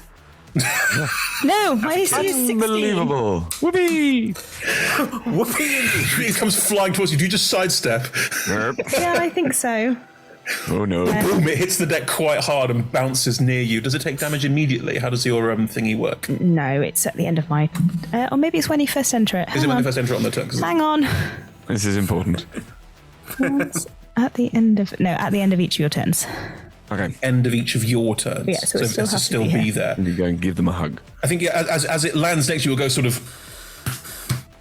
It feels all that tingly weirdness, goes... I don't like this. Yeah. But it will sort of square up to you and... well, they have 2 attacks. So they will also strike out with mandibles. Oh, Lord. And that one... Nice. It's weird as bitten off its own tongue. Yeah. Why does my tongue feel weird? What are you doing? Accidentally impact my dagger. Like no one was intending this yet. Right, look. The one at you. Yes. Is going to dive bomb you for a 21 to hit. Oh, I believe I'm 22, but is the recharged armor up that much? I can't remember if it was 2 or 1 that I was plussed. What? The new armor that I have. Yes. Was it a +2? No, it's +1. Oh, poop. In which case it's met and beat. Meted and beated. Meted and beated. Meted and beated. You know what I mean? Don't beat your meat. No, exactly. Please don't. So, look, you're just stood there and suddenly out of nowhere, this thing dive bombs right into you. It hit. Just for flavor, can it be if I see the one attacking the other person, what the hell is that? And then that's when it hits me. That works. Yeah. You have disadvantage on ability checks and attack rolls while the source of your fear is within line of sight, which it is because it's right on top of you. Yes. And you can't willingly move closer to the source of your fear. So hang on, what was the disadvantage on? Quite a lot of things. Attacks and abilities. Attacks and abilities, I think. Yeah, ability checks and attack rolls. Pretty much everything. Okay. Yep, and it's on top of you, and it hit you. So, quel dommage. Quel dommage. 7 points of impact damage. Okay, well, that could be worse. Could be a lot better though. I mean, they're called the Terror. I don't know what to tell you. That's true. And then they will use their mandibles as well. Nah, 17 doesn't hit you. Nope. So on the ground, you are just sort of flailing. You're not prone. It's just for flavour. You're sort of, oh god, it's in my face. And this mandible creature, this creature like snaps its mandibles. It looks kind of a waspy bee-like, pesky bee. Oh, in fact, I like the idea that the reason why it didn't get me with the mandibles is because I got the trunk out and wrapped it around the throat to push it away. Like, get away. No, you're scared. You are scared. You have to be scared. Help! Get away! Get away! There you go. There you go. That's better. Hit it with your trunk. Oh, that's priceless. I'm so cool. Right, that's them. Dive bomb! The third one. I look at the two of them and then I look at this thing and I'm like, all right, here we go. 14. Prepare myself. 14 clunky. Off shield up. Boom. It's flying off as you bounce it Again, off. I do this sort of duck thing and roll it over my shoulder. I'm like, oh yeah. And it will spin around and try and use its stinger on your back as it goes. It's still here. They're all in melee range of you. Yeah. It's just there. 15? Nope. Fuck it. Again, some like pivot, and I'm like, hi. It's there. It's in your face. Yeah. Vuk? Yes. It's your turn. I see. In which case... You are frightened, remember. You're frightened. It's so scary. Look at it, so you're frightened until the end of this turn. That's all. How that works. Okay. Right.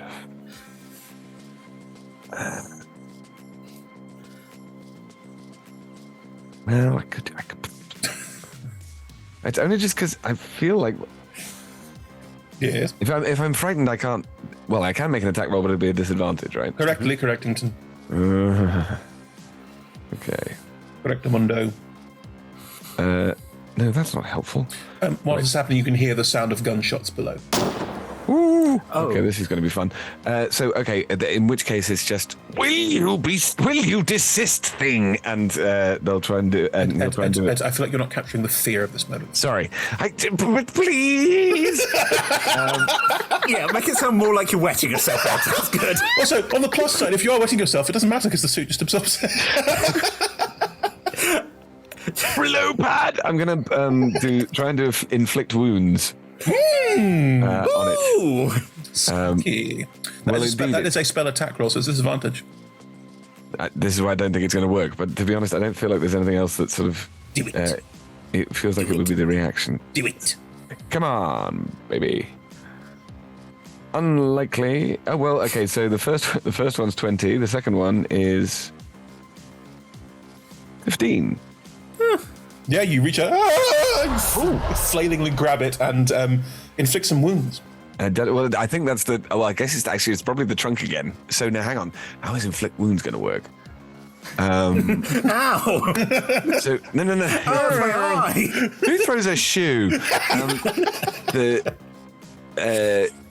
I think it's going to be yes. There's going to be a sort of the eyes are going to go black for a second, and then there's going to be a sort of pulse of black energy down the trunk, which is what the thing that's touching it. Which then, when the black hits, it rents and opens wounds. Hate that. Okay. Yeah. Roll the damage. Okay. Awful. So awful. Yeah. Awful.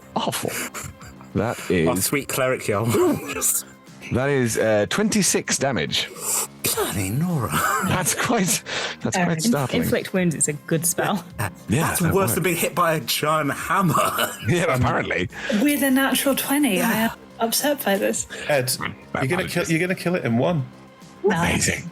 Okay, so in which case the rents, like on a sort of Elizabethan collar, like a ruff. They just do that, but on the throat, and just everything, the life just pours out of them, I think. Well, that's awful. I'm a literal demon, and I haven't done anything as bad as that. I'm dead. I get to experiment. Okay. Put that on a t-shirt.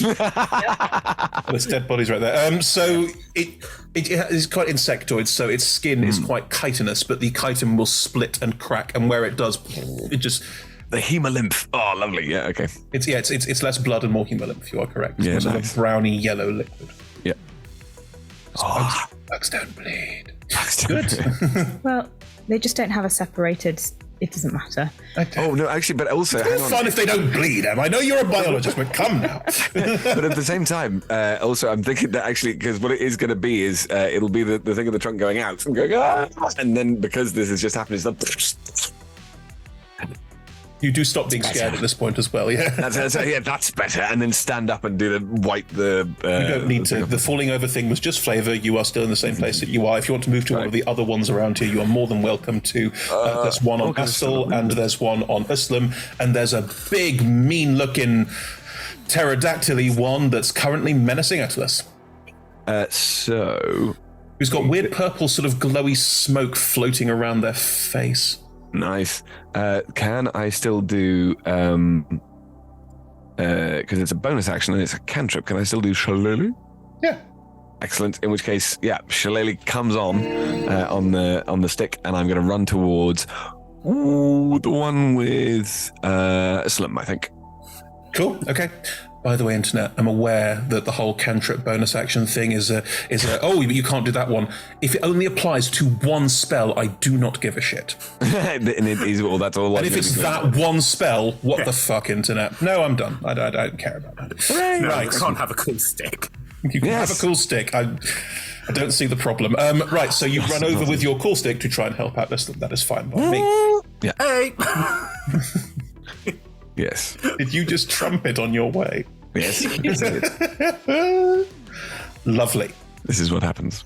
I need Astel, Vuk, Uslam, Etelus, and I need all of you actually, because you're all on deck, yes. I need all of you to make me 1, 2, 3, 4, 5. 5 dexterity saving throws, please. Ooh. What's the All number? together. What's the number that we need to fail? Sorry. Need to roll above a 13, please. Okay. I rolled a 5 on my first roll, so good start. Yeah. Keep going, or do I get? Okay. Oh, you're joking. Do I get disadvantage on these? No. Why would you? Because it's all stopped. I passed every single one. Oh, My lowest is a 14. I got a natural 1 once, but the rest of them were all higher. That's fine. Oh wow. What are we trying to beat? I'm amazed at that. What was that, Tom? What are we trying to beat? 13. And don't forget, meets it, beats it, so 12 and below is where the problem. Where the problems start to occur. I haven't met the highest I got was a 12. Oh my god! Oh no! I also, again, I'm not hooked onto anything, so it's just like, over I go. Oh wow. Okay, I failed 2. Okay. Now what I'm going to do here is I'm going to roll 1 and then multiply. Is everyone all right with that? Okay. I think it just makes life easier for everybody. Fine. Cool. Astel, you take 5 points of piercing damage. Etelus, you take 10 points of piercing damage. Uslam, you take 20 points of piercing damage. Ooh, nasty. Heroism is still up. Cool. The deck around you is peppered with various different forms of ammunition being fired. Some of them are barbs that are being shot out by flying creatures with barbs growing out of their back that just go across the side. Others are these big flying airships just sort of firing. You've never seen a machine gun before, but just firing and various bullets going across the top. And you can see they're impacting the wood beneath your feet and splintering it. It's bad. And there's also a couple of javelins and arrows and just basically a group of flying terror just went, fuck yes! Throwing and Bring them down. Everything at the deck. Okay. Right. Good. I also I rolled my con. I passed, so Hex is up. I am really badly damaged. You have to roll your con save 5 times. Okay. You passed 1. Okay. It's not 1 block of damage, it's 5 blocks of damage, therefore it's 5 rolls. Oh, I see. Oh. I thought you meant it was 25 I got times. 6. I dropped it. Actually, I get advantage because I'm a warcaster, so this is going to. You've got warcaster. That's fine. So you passed 1 and then 6, and then you've got to roll another success on this roll. I rolled a nat 1. That's it's gone. It's not your day. As I just porcupine and peering down and just really badly hurt, just like. Okay. Right. I always knew it was going to go like this. Well, I mean, I had no idea. I always knew it was going to end like this.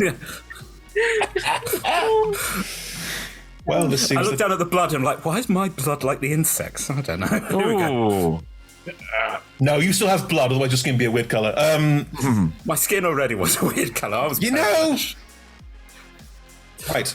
The caster up above, looking down at the deck of the ship, is going to form a ball of fire in her hands. Beat to the punch. And I can't do it yet. Okay. And is going to aim it at the deck of the ship. And as she prepares to hurl it, that's where we're going to have to end. Okay. That's going to be problematic. Oh, well. Yes, it is. Hey, they were hungry. Cool. So they thought they'd get ahead and crisp us? Like cook us ahead of time? I think that sounds about right. Damn. Okay. Well, This is fine. this is fine. This is fine. As the fire rages. Indeed. That's where we'll pick up next time, folks. Thank you so much for joining us. We're playing on Tuesdays, every Tuesday forever. That's not quite true. The first 3 to 4 Tuesdays of every month, and then on the last Tuesday of every month, we are running one-shots as well. So you can catch us on the first 3 or 4 Tuesdays of every month. Every Tuesday except the last one. There's a nicer way of putting that. Anyway, thank you for joining us today, and there will be more. Yes, we play on Tuesdays, 6 p.m. GMT, which is 10 a.m. Pacific time, and other time zones, those times vary for obvious reasons. We also have shows on Mondays. I'm not sure what's currently on Mondays. I think we're still in Death's Door, which is Sean's game. We might be into the Q2 shows, in which case we're filming this in February. I have no idea. Yeah. It's different. We'll come back. We'll find out. Good. Yes. And on Fridays, we have Talking is a Free Action, our talk show, or sometimes Talk Together, where either there's a cool question dungeon with a malicious question lord trying to glean dangerous answers out of that. And thank you for calling it cool. That's much appreciated. It is cool. There's no question that it's cool. Yeah. It's just scary as well. And otherwise, it's just people talking to each other about TTRPGs. Join us on Fridays for chats. Nice chats. Nice chats. All of our shows are streamed at twitch.tv/rolltogetherrpg. They're archived at youtube.com/rolltogetherrpg, and you can find all of our shows as podcasts on most podcast providers. And if you can't find, let us know, and we will add ourselves to that podcast also. Yes. Good. Lovely. Massive thank you to the D20 Club who fund all of this. You are. Thank you. Yay! I did it. You are marvelous people, and thank you so much for all of your support. And a massive thank you to our sponsors and supporters as well. Yes. Don't forget, we're on social media as Roll Together RPG. Join us next time to watch us them die. Yeah. But it's all right because he won't actually die. Oh, very bold. You think I'm coming back?